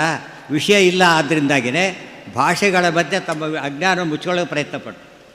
ಆಚಾರ್ಯ ಸಿದ್ಧಾಂತ ನೇರ ಇತ್ತಲ್ಲ, ಅದಕ್ಕೆ ಬಾಲಸಂಗಮಪಿ ಬೋಧಯದೃಶ್ಯ. ಯಾರ ಮುಂದೆ ಹೇಳಿದರೂ ಅದೇ ಪಾತು. ಸತ್ಯಕ್ಕೆ ಹೆಚ್ಚು ಮಾತಾಡಬೇಕಾಗಿಲ್ಲ, ಸತ್ಯವಾಗಿರೋದೇ ಅದಕ್ಕೆ ಯಶಸ್ಸು. ಸತ್ಯ ಮೀಮಾಂಸಾ ಅಂದರೆ ಸೂತ್ರ. ಸತ್ಯವನ್ನು ಸೂತ್ರ ರೂಪದಲ್ಲಿ ಹೇಳೋಕ್ಕೆ ಬರುತ್ತೆ ಅಂತ ಅರ್ಥ. ಅತಿ ಚಿಕ್ಕದಾಗಿ ಹೇಳೋದಕ್ಕೆ ಬರುತ್ತೆ, ಅಷ್ಟೇ ಸ್ಪಷ್ಟವಾಗಿ ಹೇಳೋದಕ್ಕೂ ಬರುತ್ತೆ. ತುಂಬ ಜನಗಳಿಗೆ ಒಂದು ಭ್ರಾಂತಿ ಇದೆ, ನಾವು ಅರ್ಥವಾಗದಾಗ ಹೇಳಿದರೆ ವಿದ್ವಾಂಸರು ಅಂತೇಳಿ. ಅಲ್ಲ, ಅರ್ಥವಾಗ ಹೇಳಿದರೆ ವಿದ್ವಾಂಸರು ಅಂತ ಅರ್ಥ. ಇವತ್ತು ಗುಡಿಗೆ ಮಾತ್ರೆಗೆ ವಾಸಿಯಾಗೋ ರೋಗಕ್ಕೆ ಆಪ್ರೇಷನ್ ಮಾಡಿದ ಅಂದರೆ ದಡ್ಡ ಡಾಕ್ಟ್ರು ಅಂತ ಅರ್ಥ. ಶಸ್ತ್ರಚಿಕಿತ್ಸೆ, ಕೆಮ್ಮಿಗೆಲ್ಲ ಶಸ್ತ್ರಚಿಕಿತ್ಸೆ ಮಾಡಬಾರ್ದು. ನಾವು ದೊಡ್ಡ ಡಾಕ್ಟ್ರು ಅಂತ ಹೇಳಿ ಮಾಡಿದರೆ ದೊಡ್ಡ ಡಾಕ್ಟ್ರ್ ಆಗಿಬಿಡ್ತಾರೆ. ಯಾವುದಕ್ಕೆ ಎಷ್ಟು ಬೇಕೋ ಅಷ್ಟೇ ಕೊಡಬೇಕು. ಇವತ್ತು ಪ್ರತಿಯೊಬ್ಬರಿಗೂ ಕೂಡ ತನ್ನ ಪಾಂಡಿತ್ಯದ ವಿನಿಯೋಗ ಆಗಬೇಕಾಗಿದ್ದು ಅವರವರ ಯೋಗ್ಯತೆ ಸುಮ್ಮನೆ ಬಂದಾಗ ಅದೇ ಭಾಷೆಯಲ್ಲೇ ಮಾತಾಡಬೇಕು. ಆ ವಿಚಾರ ಬೇರೆ. ಕಂಡವ್ರನ್ನ ಮಾತಾಡಿದಾಗ ಅವನು ಏನೂ ತಿಳಿದೇ ಹೋಗುತ್ತೆ. ಶ್ರೀಕಾರ ಒಂದು ಮಾತು ಹೇಳ್ತಾರೆ, ಈ ಗಂಜಿ ಹಿಡಿದವನ ಬಾಯಲ್ಲಿ ಚಕ್ಕಲಿ ತುರುಕಿದಾಗ ಆಗುತ್ತೆ ಅಂತ ಹೇಳ್ತಾರೆ. ಆ ಮಾತು ಸತ್ಯವಾದ ಮಾತು. ಅದರಿಂದಾಗಿ ಆಚಾರ್ಯರ ಕೊಡುಗೆಗಳು ಎಷ್ಟು ಸರಳ ಅಂದರೆ ಬಹುಶಃ ವಿಶ್ವದ ಈ ಒಂದು ತಾತ್ವಿಕ ಇತಿಹಾಸದಲ್ಲೇ ಅವರಷ್ಟು ಸುಲಭವಾದ ಭಾಷೆ ಉಪಯೋಗಿಸ್ತಾ ಮತ್ತೊಬ್ಬ ಆಚಾರ್ಯರಿಲ್ಲ. ಅತಿ ಸುಲಭವಾದ ಭಾಷೆಗಳು. ಆ ಭಾಷೆ ಸುಮ್ಮನೆ ಓದಿಬಿಟ್ರೆ ಉಳಿದವ್ರು ಹೇಳ್ತಾರೆ ಬಾಲವಾಕ್ಯೇನ ಕಿಮ್ಮೆ ಅಂತ ಹೇಳಿದ್ರಲ್ಲ, ಹಾಗಾಗಿ ಅಷ್ಟು ಸುಲಭವಾದ ಭಾಷೆ ಉಪಯೋಗಿಸ್ತಾರೆ ಆಚಾರ್ಯ. ಹರಿರೇವ ಪರಹ, ಹರಿರೇವ ಗುರುಹು, ಹರಿರೇವ ಜಗತ್ ಪಿತೃಮಾತೃಗತಿ. ಯಾರಿಗೆ ಅರ್ಥ ಆಗೋದಿಲ್ಲ ಮಾತು? ಅದು ಸರಿಯಾಗಿ ಬರೆದಟ್ಟು ಮಾಡಿ ಎಷ್ಟು ಓದಿರಬೇಕಾದ ಯೋಚನೆ ಮಾಡಿ. ನಾವು ಬೇಗ ಕೀರ್ತನೆ ಬಿಡ್ತೇವೆ. ಎಷ್ಟೊತ್ತು ಮಾಡಿರ್ತಾರೆ, ತೊಗೊಳಕ್ಕೆ ಎಷ್ಟೊತ್ತು ಮಾಡಿರ್ತಾರೋ ಅವರು ನೆಕ್ಕೊಂದು ನಿಮಿಷ ತೊಗೊಂಡ್ಬಿಡ್ತಾರೆ. ಇವತ್ತು ನಾವು ಅವರಿಗೆ ತಿನ್ನಕ್ಕೆ ಏನು ಮಾಡಿದ್ರು ಬರಬಾರ್ದು ಆ ರೀತಿ ಹೇಳಿದರೆ ಭೋಗ್ನ ಅಂತ ಇರ್ತಾರೆ. ಯಾವಾಗಲೂ ಅತ್ಯಂತ ಲಘುವಾಗಿದ್ದಾಗ ಆಹಾರ ಚೆನ್ನಾಗಿದೆ ಅಂತ ಹೇಳ್ತಾರೆ. ವಿಷಯ ಸುಲಭವಾಗಿ ತಿಳಿದಾಗ ಮಾತ್ರ ಚೆನ್ನಾಗಿದೆ ಅಂತ ಅರ್ಥ. ಮೈಸೂರು ಪಾಕ್ ಕೊಟ್ಟರು, ಹ್ಯಾಬರ್ ಕೊಟ್ಟರೆ ಪಕ್ಕಕ್ಕೆ ಬಡಿಸ್ಕೊಂಡು ತಿನ್ನಿ ಅಂತ ಹೇಳಿದರೆ ದೊಡ್ಡತನಲ್ಲ, ದೊಡ್ಡತನ ಆಗುತ್ತೆ. ಇವತ್ತು ತತ್ವಪ್ರಸಾರ ರೀತಿಯಲ್ಲೇ ಬದಲಾವಣೆ ಆಗಬೇಕು. ಆಚಾರ್ಯರ ಬರವಣಿಗೆನೇ ನಿರ್ದೇಶನ ಫಸ್ಟ್. ಅದು ಚಟ್ಟಿರವಾಗಿ ಹೇಳಬೇಕು, ಅನುವ್ಯಾಖ್ಯಾನ ಹಾಗೂ ಹೇಳ್ತಾರೆ, ಹೇಗೆ ಬೇಕಾದರೂ ಹೇಳ್ತಾರೆ. ದುರ್ನಿರೂಪ ವಚನಂಚ ಪಂಡಿತೈ. ಒಂದು ಮಾತಿಗೆ ಟೀಕಾಕೃತ ಎಷ್ಟು ಅರ್ಥ ಬರೀತಾರೆ ಒಂದೇ ಒಂದು ಮಾತಿಗೆ. ವಿಜ್ಞಾತಶ್ಚಾನ್ಯಥಾ ಜ್ಞಾನಂ ಅಂತ ಹೇಳಬೇಕಾದ್ರೆ ಇಡೀ ಒಂದು ನಮ್ಮ ಥಿಯರಿ ಆಫ್ ಎರರ್ ಅಂತ ಹೇಳ್ತೇವಲ್ಲ, ಸಮಗ್ರ ಮಾಹಿತಿ ಕೊಡ್ತಾರೆ. ಇದನ್ನು ಅರ್ಥ ಮಾಡಿಕೊಂಡ್ರೆ ಅದು ಟೀಕಾರಾಯರು ಅವರೇನೆ ಪ್ರಮಾಣ ಪದ್ಧತಿ ಹೇಗೆ ಬರೀತಾರೆ ಟೀಕಾರಾಯರು, ಪ್ರಮಾಣ ರಕ್ಷಣ ಟೀಕೆ ಹೇಗೆ ಬರೀತಾರೆ, ನ್ಯಾಯಸೂತ್ರ ಹೇಗೆ ಬರೀತಾರೆ. ನಾವು ಎಲ್ಲ ಕಡೆ ಎಲ್ಲ ಪಾಠ ಬೇರೆ, ಪ್ರವಚನ ಬೇರೆ, ವಾಕ್ಯಾರ್ಥ ಬೇರೆ, ಲೇಖನ ಬೇರೆ, ಉದ್ಗ್ರಂಥಗಳು ಬೇರೆ, ಎಲ್ಲ ವೆರೈಟಿಯಲ್ಲಿ ತಯಾರಾಗಿದೆ. ಆಗ ಮತ ಪ್ರಸಾರವನ್ನು ಇವತ್ತು ಒಂದನೇ ಕ್ಲಾಸಿನಿಂದ ಹಿಡಿದು ಇವನು ಪಿ ಜಿವರೆಗೂ ಯೂನಿವರ್ಸಿಟಿ ಜವಾಬ್ದಾರಿ. ಪಿ ಜಿವರೆಗೂ ಸರ್ಕಾರ ಭಾರ ಹೊರಗಬೇಕು. ಬರೀ ಉನ್ನತ ಶಿಕ್ಷಣ ಅಲ್ಲ, ಲೋಯರ್ ಶಿಕ್ಷಣ ಕೂಡ ನಡೆಸಬೇಕು. ಪ್ರೈಮರಿ ಸ್ಕೂಲಲ್ಲೇ ದೊಡ್ಡ ಸಾಹಸ ಇರಬೇಕಾದ್ರೆ ಅಲ್ಲಿ ಪ್ರೈಮರಿ ಎಜುಕೇಷನ್ನಲ್ಲಿ ರೆಫರೆನ್ಸ್ ಮಾಡೋಕ್ಕೆ ಬರೋದೇ ಇಲ್ಲ ಅವನಿಗೆ, ಪ್ರತಿಯೊಂದು ಹೇಳ್ಕೊಡ್ಬೇಕು. ಹೈಯರ್ ಕ್ಲಾಸಸ್ನಲ್ಲಿ ರೆಫರೆನ್ಸ್ ಮಾಡ್ಕೊಬಿಡ್ತಾನೆ ಎಷ್ಟೋ ಸಲ. ಇವತ್ತು ನಾವು ಪ್ರೈಮರಿ ಎಜುಕೇಷನ್ ಸೋತಿರೋಕ್ಕೆ ಹಾಗಾಗಿದೆ. ಆಚಾರ್ಯ ಆ ರೀತಿ ಮಾಡ್ತಾರೆ. ಆ ಹಿನ್ನೆಲೆಯಲ್ಲಿ ಅದೇ ವಿಷಯನೇ ಅತಿ ಸರಳವಾಗಿ ಹೇಳಿರ್ತಾರಲ್ಲ, ಬಿಡಿಸ್ತಾ ಬಿಡಿಸ್ತಾ ಅವರು ದೊಡ್ಡ ಒಂದು ವೃಕ್ಷವಾಗಿ ಬಿಡುತ್ತಾರೆ. ಅವರು ಬೀಜ ಕೊಟ್ಟರು ಅಂತ ಹೇಳೋದಿಲ್ಲ, ಬೀಜ ಕೊಟ್ಟರು. ಆ ಬೀಜನ ಸುವರ್ಣ ಬೀಜ ಮಾಡಿದ್ರು. ಆಶ್ಚರ್ಯ. ಬೀಜ ಸುವರ್ಣ ಬೀಜವಾಯಿತು. ಬೀಜ ಚಿಕ್ಕದಾಗಿರುತ್ತೆ, ಸುವರ್ಣವಾಗಿದ್ದರೆ ಬೆಲೆ ಭಾರಿ ಜಾಸ್ತಿ ಇರುತ್ತೆ. ಬೀಜವಾಗಿ ಚಿಕ್ಕದು, ಸುವರ್ಣವಾಗಿ ಭಾರಿ ದೊಡ್ಡದು. ಆ ಅರ್ಥದಲ್ಲೇ ಅವರ ಗ್ರಂಥಗಳು ಎಷ್ಟು ವಾಮನ ಗ್ರಂಥ, ಗಾತ್ರದಲ್ಲಿ ವಾಮನ, ಅರ್ಥದಲ್ಲಿ ತ್ರಿವಿಕ್ರಮ ಅಂತ ಹೇಳ್ತಲ್ಲ. ಹಾಗೆ ಅರ್ಥ ಅಂತ ಹೇಳಿದರೆ ಅರ್ಥನೂ ಹೌದು, ಸಂಪತ್ತು ಹೌದು, ತ್ರಿವಿಕ್ರಮ. ಸರ್ವಮೂರು ಇಷ್ಟೇ ಇಷ್ಟಿರೋದು. ಇಡೀ ವಿಶ್ವವನ್ನೇ ಆಳ್ತಕ್ಕಂಥ ಶಕ್ತಿ ಅದರೊಳಗಿದೆ. ಅದನ್ನು ಯೋಚನೆ ಮಾಡಬೇಕು. ಉದಾಹರಣೆಗೆ ರಾಜ್ಯಾರ್ಧಂ ಸಪತಿ ಸಮರ್ಪಯಾಂಬಭೂವ ಅಂತ ಬಂತು. ಆಚಾರ್ಯರು ಒಂದು ಮಾತಿಗೆ ಅರ್ಧ ರಾಜ್ಯವನ್ನು ಕೊಟ್ಟ. ಒಂದು ಮಾತಿಗೆ ಅರ್ಧ ರಾಜ್ಯವನ್ನು ಕೊಡ್ತಾರೆ ಅಂತ ಎಷ್ಟು ಮಾತಿರಬೇಕು ಅದರೊಳಗೆ. ಮಾತು ಸುಮ್ಮನೆ ಕಥೆಯಲ್ಲ. ಆಚಾರ್ಯರು ಬರೀತಾರೆ, ಮಹಾಭಾರತ ಆತ್ಮನಿರ್ಣಯ ಅವರೇ ಬರೀತಾರೆ, ಸ್ವೀಯಂ ವೇದವಿದಾಂ ಸರ್ವಂ ದೇವೇಶಾನಾಂಚೆ ಕಿಂ ಪುನಃ. ಒಬ್ಬ ಜ್ಞಾನಿ ತಾನು ಜ್ಞಾನಿ ಬರ್ತಾ ಇರಲಿಕ್ಕೇ ಸಾಮರ್ಥ್ಯ ಪಡ್ಕೊಂಡ್ಬಿಡ್ತಾನೆ ಅಂತ ಹೇಳ್ತಾನೆ. ಪುರುಷಾರ್ಥೋ ಅತಃ ಶಬ್ದಾತಿಥಿ ಪಾದರಾಯಣ. IAS ಬಂದಾದ್ರೆ ಅವನ ಕೆಪಾಸಿಟಿ ಆ ಆಡಳಿತದ ಆ ಮಟ್ಟ ತಲುಪಿದ್ದಾನೆ ಆಗಲೇ ಅವನಿಗೆ. ಇವತ್ತು ಆಚಾರ್ಯ ಯೋಗ್ಯತೆ ಅಷ್ಟಿತ್ತು ಅಂಬೋದಕ್ಕೆ ಅವರೇ ಪ್ರೂಫ್ ಆಗಿಬಿಟ್ರು. ಮನುಸ್ಮೃತಿಯಲ್ಲಿ ಹೇಳ್ತಾರೆ, ಸೇನಾಪತ್ಯಂಚ ರಾಜ್ಯಂಚ ಸರ್ವಂ ವೇದ ವಿದರ್ಹತಿ. ಸೇನಾಪತ್ಯ ರಾಜ್ಯ ಏನು ಕೊಟ್ಟರು ವೇದವಿದರಿಗೆ ಭಾರಿ ಕಡಿಮೆ ಇದ್ದಾಗಲೇ ಅಷ್ಟು ಮೇಲಿರ್ತಾರೆ ಅಂತ ಹೇಳ್ತಾರೆ. ಅದನ್ನು ಅರ್ಥ ಮಾಡಿಕೊಂಡಾಗ ಇವತ್ತು ಎಲ್ಲ ಗುರುಸ್ತೋತ್ರಗಳ ಫಲಶ್ರುತಿ ಅದೇನೆ. ಅಂಧೋಪಿ ದಿವ್ಯ ದೃಷ್ಟಿ ಸ್ಯಾತ್ ಎಡಮೂಕೋಪಿ ವಾಕ್ಪತಿ. ಇದು ಅಧ್ಯಾತ್ಮ ವಿದ್ಯೆ ವಿಶೇಷತೆ. ಅಂದರೆ ಯಾವುದೇ ಒಂದು ವಿದ್ಯೆ ಹೋದರೆ ಆ ವಿದ್ಯೆ ಒಂದು ಬರಬಹುದು, ಭಾರಿ ಕಷ್ಟಪಟ್ಟರೆ ಅಷ್ಟೇ. ತುಂಬ ಚೆನ್ನಾಗಿ ಮೆಡಿಕಲ್ ಹೋದರೆ ಇಂಜಿನಿಯರ್ ಆಗೋದಿಲ್ಲ, ಒಳ್ಳೆ ಮೆಡಿಕಲ್ ಡಾಕ್ಟರ್ ಆಗ್ತಾರೆ, ಬೇರೆ ಆಗೋದಿಲ್ಲ. ಪ್ರತಿಯೊಂದು ವಿದ್ಯೆ ಪ್ರಾವೀಣ್ಯ ಅಂದರೆ ಆ ವಿದ್ಯೆಯಲ್ಲಿ ಹತೋಟಿ ಅಷ್ಟೇ. ಅರೆ ಯಾವ ಒಂದು ವಿದ್ಯೆಯನ್ನು ತಿಳ್ಕೊಂಡ್ರೆ ಎಲ್ಲ ವಿದ್ಯೆಗಳು ಬರುತ್ತೆ ಅಂತ ನಾವು ಹೇಳ್ತೇವೋ ಅದು ಅಧ್ಯಾತ್ಮ ವಿಜ್ಞಾನ. ವಾದಿರಾಜರು, ರಾಯರು ಯಾರು ಕೂಡ ಮೆಡಿಕಲ್ಗೆ ಓದೋರು ಅಲ್ಲೇ ಇಲ್ಲ. ಯಾವ ಓದೋರು ಇವರು ಖಾಲಿ ಬೀಳಬೇಕು, ಆ ಎತ್ತರದಲ್ಲಿದ್ದಾರೆ. ಅದು ಅಧ್ಯಾತ್ಮ ವಿದ್ಯೆ ಪವಾಡ. ಅದು ಅದನ್ನೇ ಏಕವಿಜ್ಞಾನೇನ ಸರ್ವವಿಜ್ಞಾನ ಬೇಡ. ಅದನ್ನೇ ಒಬ್ಬ ದೇವರನ್ನು ತಿಳ್ಕೊಂಡು ಎಲ್ಲರೂ ತಿಳ್ಕೊಂಡಾಗುತ್ತೆ. ಈ ಹಿನ್ನೆಲೆ ಇವತ್ತು ಒಬ್ಬ ಸೂರ್ಯ ಇದ್ದರೆ ಎಷ್ಟು ಬೇಡದ ಮತ್ತೆ ಆರಿಸಿಬಿಡೋದು ಯೋಚನೆ ಮಾಡಿ ನಾವು. ಕರೆಂಟೇ ಬೇಕಾಗಿ 24 ಸೂರ್ಯ ಇದ್ದರೆ ಕರೆಂಟೇ ಬೇಕಾಗಿದೆ. ಅಷ್ಟು ಮೇಲೆ ಇದ್ದಾನೆ ಸೂರ್ಯ. ಆದರೆ ಯಾವ ಬೇಡದ ಬತ್ತಿರೋ ತನ್ನ ಕೆಲಸ ತಾವು ಮಾಡುತ್ತಷ್ಟೆ, ಸೂರ್ಯನ ಕೆಲಸ ಮಾಡೋಕ್ಕಾಗೋದಿಲ್ಲ. ಅದು ಅಧ್ಯಾತ್ಮ ವಿದ್ಯೆಯ ದೊಡ್ಡ ಮಹತ್ವ. ಇವತ್ತು ಕಣ್ಣಿಲ್ಲ, ಅವನಿಗೆ ಎಷ್ಟೇ ಬುದ್ಧಿವಂತರಾಗಿ ತಡ್ಕಾಡಬೇಕಷ್ಟೇ, ಕಾಣೋದಿಲ್ಲ ಅವನಿಗೆ ವಸ್ತುಗಳು ಕಾಣೋದಿಲ್ಲಲ್ಲ, ಸೂರ್ಯನೇ ಕಾಣೋದಿಲ್ಲ. ಅದು ಹುಟ್ಟು ಕುರುಡನ ಲಕ್ಷಣ ಅದು. ಆದರೆ ಕಣ್ಣಿದ್ದವನಿಗೆ ಹೇಗೆ ಕಾಣುತ್ತೆ ನೋಡಿ, ಇವನೇ ಬೇರೆ. ದೀಪಗಳೆಲ್ಲ ರಾತ್ರಿ ನೋಡಿ ಕೋಟಿ ದೀಪ ಕಾಣಿಸುತ್ತೆ ಅಷ್ಟೇ, ಅದೇನು ಟೂ ವೀಲರ್ ದೀಪನೋ ಕಾರ್ ದೀಪನೋ ಗೊತ್ತಾಗಲ್ಲ. ಆ ಕಾರ್ ಕೂಡ ಕಾಣೋದಿಲ್ಲ ದೀಪಕ್ಕೆ. ಆದರೆ ಇವತ್ತು ಸೂರ್ಯನ ಬೆಳಗ್ಗೆ ಎಲ್ಲ ಕ್ಲಿಯರಾಗಿ ಕಾಣಿಸ್ತದೆ. ಅದು ಅಧ್ಯಾತ್ಮ ವಿದ್ಯೆ, ಸೂರ್ಯ ಇದ್ದ ಹಾಗೆ. ಅದನ್ನು ಬಿಡಿಸಿದ ಅಧ್ಯಾತ್ಮ ವಿದ್ಯೆ ಶ್ರೀಮದ್ ಆಚಾರ್ಯ ಶಾಸ್ತ್ರ. ಇದು ಬೆಳಕನ್ನು ಕೊಡಬೇಕಾದ್ರೆ ಅಧ್ಯಾತ್ಮದ ಬೆಳಕಿಲ್ಲದೆ ಹೋದರೆ ಯಾವ ಬೆಳಕು ಬೆಳಕಲ್ಲ. ಅಧ್ಯಾತ್ಮ ಬಂದು ಭಿಕ್ಷುಕರಿಂದ ಹಿಡಿದು ಮಹಾರಾಜನವರೆಗೆ, ತೀರ ಮಗುವಿನಿಂದ ಹಿಡಿದು ಅತಿ ದೊಡ್ಡ ವ್ಯಕ್ತಿಯವರೆಗೆ ಪ್ರತಿಯೊಬ್ಬರಿಗೂ ಅಧ್ಯಾತ್ಮ ಜೀವದ ಮೂಲಭೂತ ಸತ್ವ ಆಗಬೇಕು. ಆ ಕಾನ್ಸೆಪ್ಟ್ ನಮಗೆ ಬಂದರೆ ಅದು ಮುಖ್ಯ. ಸಮಾರಾಧನೆ ಬಂದವರು ನೀವು ಎಲ್ಲ ಹಾಕ್ಲಿಕ್ಕಿಲ್ಲ, ಗಂಜಿ ಆದರೂ ಕೊಡಬೇಕು ಕೊನೆ ಪಕ್ಷ, ಅವ್ರ ಹೊಟ್ಟೆ ತುಂಬಬೇಕು. ಅದು ನಾವು ಅಷ್ಟರ ಮಟ್ಟಿಗೆ ಜ್ಞಾನವನ್ನು ಕೊಡದೆ ಹೋದರೆ ಅದು ವಿದ್ಯಾಪ್ರಸಾರವಾಗೋದಿಲ್ಲ. ಆಚಾರ್ಯ ಎಲ್ಲ ಕೊಡುಗೆಗಳು ಅಂಥ ಕೊಡುಗೆಗಳಲ್ಲಿ ಅವ್ರು ಹೇಳಿದರು, ಹೇಗೆ ಜನರನ್ನು ನೋಡಬೇಕು. ಜನಗಳನ್ನು ದೂರ ಮಾಡೋದು ದೊಡ್ಡದಲ್ಲ, ಹತ್ತಿರ ಮಾಡ್ಕೊಳ್ಳೋದು ದೊಡ್ಡದು. ಯಾವಾಗಲೂ ಕೂಡ ಜನ ಹತ್ತಿರ ಬರೋಕ್ಕಾಗಬೇಕು. ಇವತ್ತು ಇಲ್ಲಿ ಯಾವ ಉಪನ್ಯಾಸಕ್ಕೂ ಕೂಡ ಮೆಡಿಕಲ್ ಕಾನ್ಫರೆನ್ಸ್ ಉಳಿದವರಿಗೆ ಅಡ್ಮಿಷನ್ನೇ ಇಲ್ಲ, ಇಂಜಿನಿಯರಿಂಗ್ ಬೇರೆಯವ್ರಿಗೆ ಅಡ್ಮಿಷನ್ ಇಲ್ಲ, ಹೈಸ್ಪೀಡ್ ಬೇರೆಯವರಿಗಿಲ್ಲ. ಅಧ್ಯಾತ್ಮಕ್ಕೆ ಎಲ್ಲರಿಗೂ ಪ್ರವೇಶ. ಆಶ್ಚರ್ಯ ಅಂದರೆ ಯಾರು ಬೇಕಾದ್ರೂ ಬರ್ಬೋದು, ಯಾಕೆ ಎಲ್ಲರಿಗೂ ಬೇಕಾಗಿರೋದ್ರಿಂದ ಅಂತ ಅರ್ಥ. ಎಲ್ಲರಿಗೂ ಬೇಕಾಗುತ್ತೆ, ಅರ್ಥ ಆಗುತ್ತೆ ಅವ್ರಿಗೆ. ಇವತ್ತು ನಾವು ಕಣ್ಣು ಕೊಡೋದು ಒಂದೇ, ಅಧ್ಯಾತ್ಮ ಕೊಡೋದು ಒಂದೇ. ಅಧ್ಯಾತ್ಮ ವಿದ್ಯೆ ಹೇಳಿದ ಮನುಷ್ಯ ಪೂರ್ತಿ ಒಳ್ಳೆಯ ಒಬ್ಬ ಕೆಲಸಗಾರ, ಒಳ್ಳೆ ಕೆಲಸಗಾರನಾಗ್ತಾನೆ. ಆಡಳಿತಗಾರ ಒಳ್ಳೆ ಆಡಳಿತಗಾರನಾಗ್ತಾನೆ. ಒಬ್ಬ ಹೆಂಗಸು ಒಳ್ಳೆ ಹೆಂಗಸಾಗ್ತಾಳೆ. ಮಗು ಒಳ್ಳೆಯ ಮಗು ಆಗುತ್ತೆ. ಜಗತ್ತಲ್ಲಿ ಎಲ್ಲ ಒಳ್ಳೆಯದಾಗಬೇಕು ಅಂತಿದ್ದರೆ ಅವರೆಲ್ಲರಿಗೂ ಅಧ್ಯಾತ್ಮದ ಟಚ್ ಕೊಡಬೇಕು. ಅಧ್ಯಾತ್ಮ ಭಾರಿ ದೊಡ್ಡದಲ್ಲ, ದೇವರಿದ್ದಾನೆ, ಬೇಸಿಕ್ ಅದೇ, ಭಗವಂತ ಇದ್ದಾನೆ. ಈ ಒಂದು ಮಾತು ಚೇಂಜ್ ಮಾಡಿಬಿಡೋದು. ಇಲ್ಲಿ ಸ್ವಾಮಿಗಳು ಕೂತಿದ್ದಾರೆ, ಈ ಮಾತಿಗೆ ಹೊಸ ವರ್ಚಸ್ಸು ಬಂದುಬಿಡುತ್ತಾಗಲೇ. ಸ್ವಾಮಿಗಳು ಕೂತಿದ್ದಾರೆ, ಸಭೆ ವರ್ಚಸ್ಸೇ ಬೇರೆ. ಒಬ್ಬರು ಕೂತಿದ್ದಾರೆ, ಅವರೊಬ್ಬರೇ. ಒಬ್ಬ ಸುಪ್ರೀಂ ಕೋರ್ಟ್ ಜಡ್ಜ್ ಒಬ್ಬ ಹೇಳ್ತಾರೆ, 140 ಕೋಟಿ ಜನ ಕೇಳಬೇಕಾದ್ರೆ, ಇನ್ಕ್ಲೂಡಿಂಗ್ ಪ್ರೈಮ್ ಮಿನಿಸ್ಟರ್. ಎಷ್ಟು ವರ್ಚಸ್ಸಿದೆ! ಈ ರೀತಿಯಲ್ಲಿ ನಿರ್ಣಯ, ತಾತ್ಪರ್ಯ ಗ್ರಂಥಗಳು ಸರ್ವಮೂಲ ಅಂಥೇಳಿ ಸುಪ್ರೀಂ ಕೋರ್ಟ್ ಜಡ್ಜ್ಮೆಂಟ್ ಇದ್ದ ಹಾಗೆ. ವಿನಿರ್ಣಯೋ ನಾಸ್ತ್ಯಮುನಾ ವಿನಾಯತ್ ವಿಪ್ರಸ್ಥಿತಾನಾಮಿವ ಸರ್ವವಾಚ. ಈ ಮಾತನ್ನು ನಾವು ಮನದಟ್ಟು ಮಾಡ್ಕೊತಾ ಹೋದರೆ ಆಗ ತತ್ವಪ್ರಸಾರ ಕಾರ್ಯ ಎಷ್ಟು ಭದ್ರವಾಗಿ ನಡೀಬೇಕು, ಎಷ್ಟು ಸ್ಪಷ್ಟವಾಗಿ ನಡೀಬೇಕು. ಆಚಾರ್ಯ ಮತದಲ್ಲಿ ಗೊಂದಲಗಳೇ ಇಲ್ಲ. ಎಲ್ಲೋ ನಾವು ಗೊಂದಲ ನಾವು ಮಾಡ್ಕೋತೇವೆ ಅಷ್ಟೇ, ಅದು ಸ್ಪಷ್ಟವಾಗಿ ಬರೋದರಿಂದ. ಆ ಹಿನ್ನೆಲೆಯಲ್ಲಿ ಶ್ರೀಮದ್ ಆಚಾರ್ಯರ ಮಾತುಗಳನ್ನು ನಾವು ಅವರು ಅಕ್ಷರಾಕ್ಷರವೂ ಕೊಡುಗೆ, ಬರೀ ಮಾತುಗಳಲ್ಲ, ಗ್ರಂಥಗಳಲ್ಲ, ಅಕ್ಷರಾಕ್ಷರ ಕೊಡುಗೆ. ಅವರ ಪ್ರಕಟ ಬಹುಪಾಲಕರಗಳು 1 ಪುಟ 2 ಪುಟ ಅರ್ಧ ಪುಟ ಅಷ್ಟಕ್ಕೆ ಮುಗಿಯುತ್ತಷ್ಟೇ. ಆದರೆ ಅದರ ಕೊಟ್ಟಿರೋ ಎಸೆನ್ಸ್ ಇದೆಯಲ್ಲ, ಅದು ತೆಗೆಲಿಕ್ಕೆ ಯಾರ ಕೈಲೂ ಸಾಧ್ಯ ಇಲ್ಲ.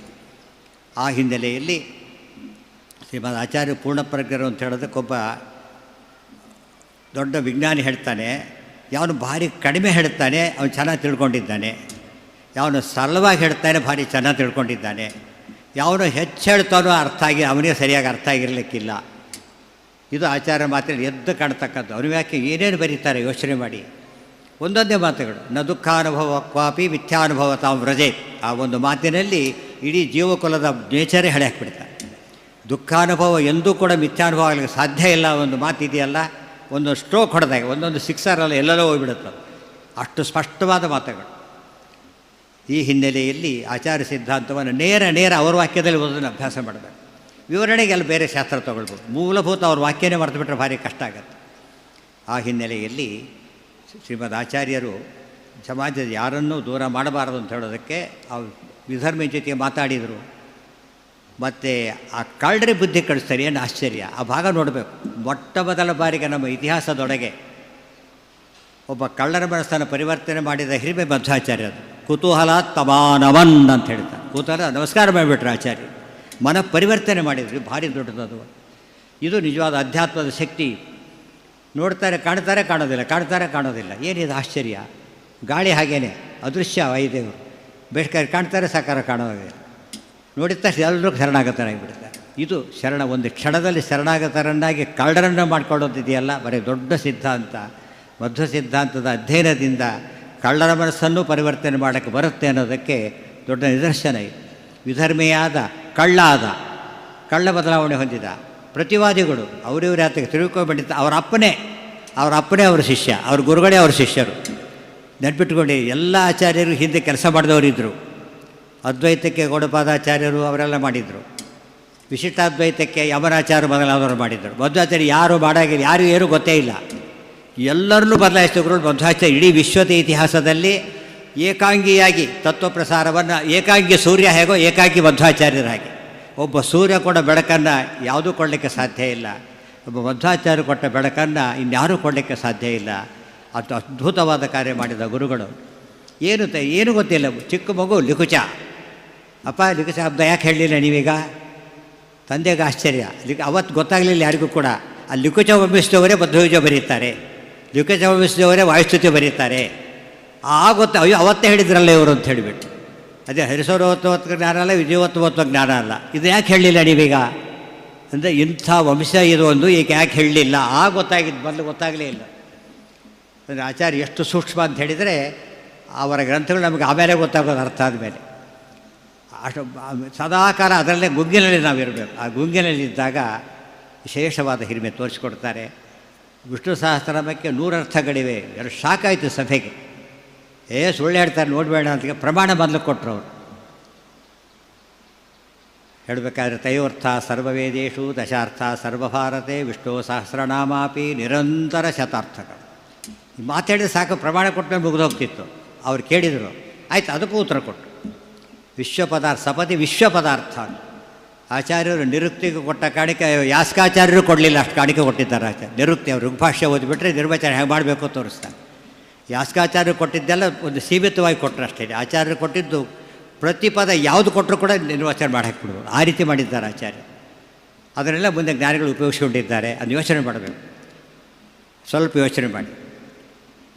ಅವರು ಎಂಥವ್ರು ಆಚಾರ್ಯರು ಅಂತ ಕೇಳಿದರೆ ಅವರೆಲ್ಲ ಅಮಾನವ ಅಂತ ಕರೆದಿದ್ದ. ಏನು ಅಮಾನವ ಅಂದರೆ ಏನು ಗೊತ್ತೇ ಆಗೋದಿಲ್ಲ ನಮಗೆ.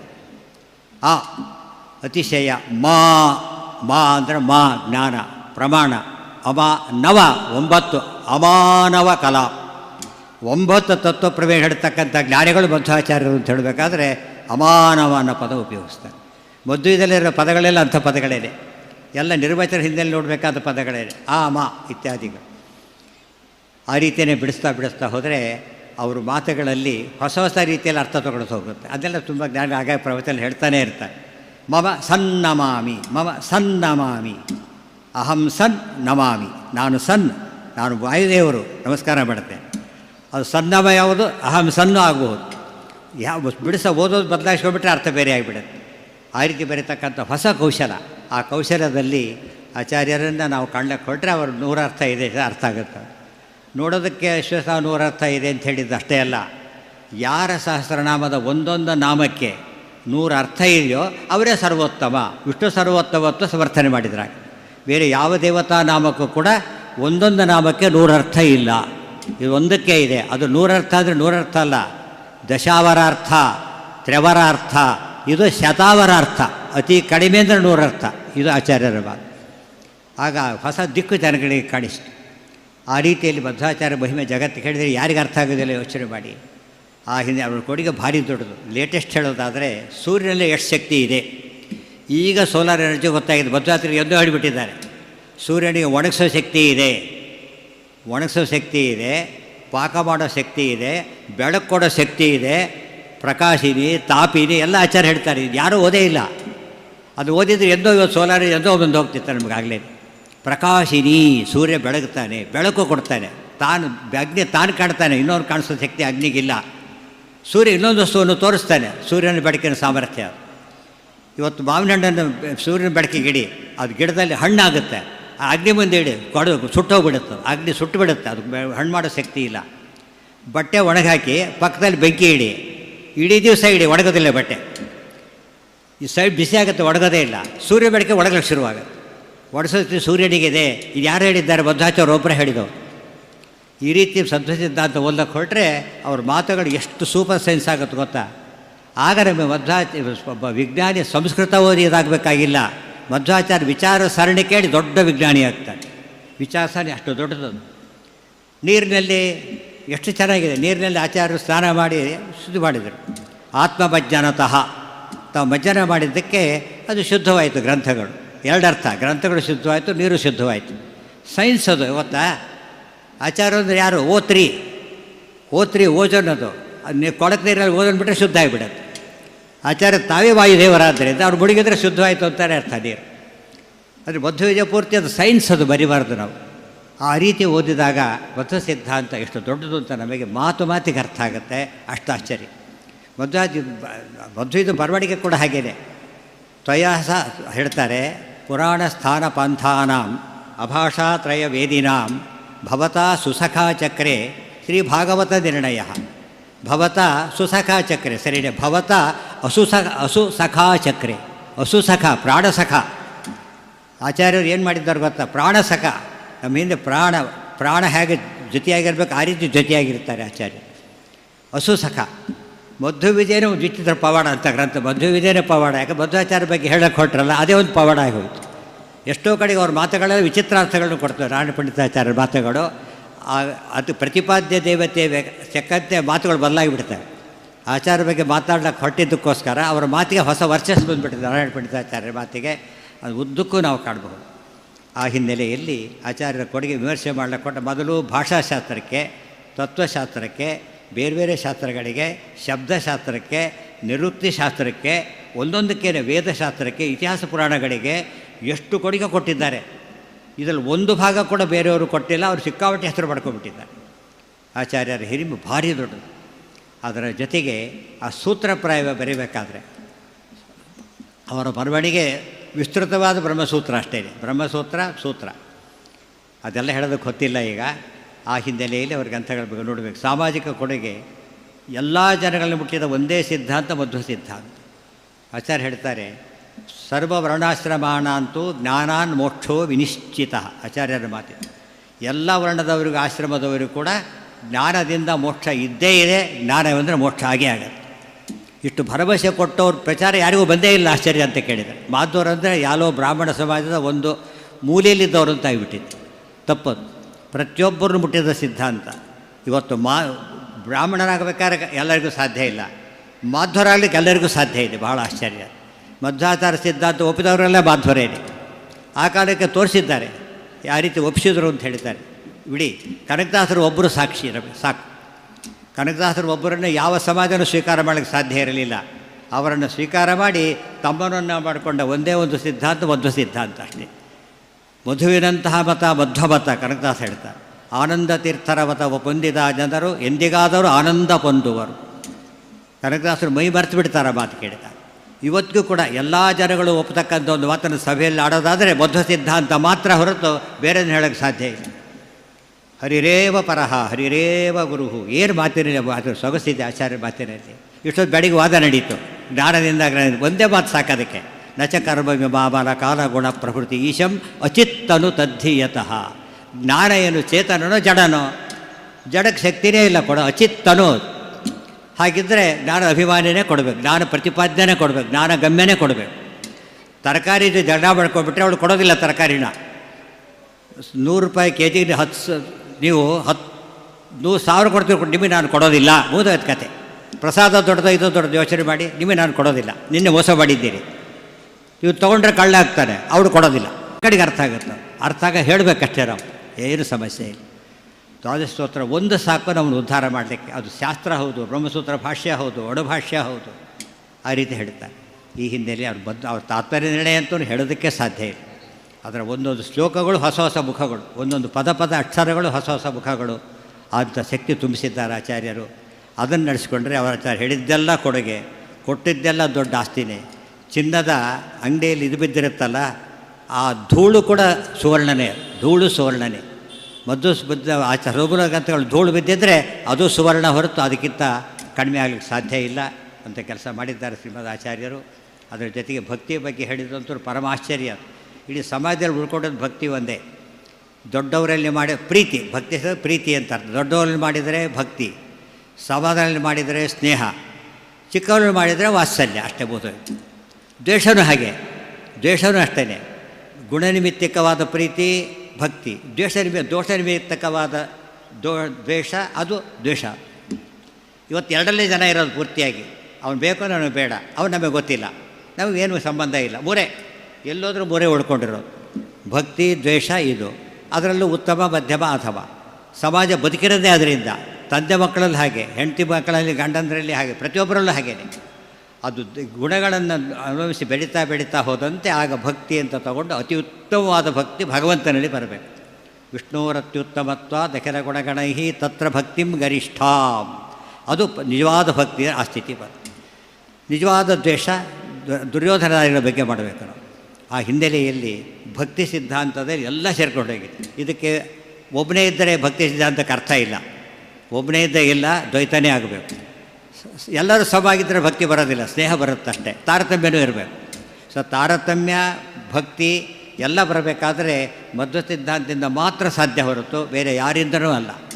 ಸುಮಾರೊಂದು 50 ವರ್ಷದ ಕೆಳಗೆ ಅಲಹಾಬಾದ್ ಯೂನಿವರ್ಸಿಟಿಯಲ್ಲಿ ಪುಸ್ತಕ ಬಿಡುಗಡೆ ಆಯಿತು. ಅದು ಸ್ಟ್ರೆಂತ್ ಆಫ್ ಮಧ್ವಾಯಿಸಮ್ ಅಂತ ನಾನು ನೆನಪಿರೋ ಹಾಗೆ ಒಂದು ಹೆಸರು. ಬರೆದವರು ನರೇಣ್ ಅಂತಾರಲ್ಲ ಹಾಗೆ, NARAIN ಬರೆದವರು.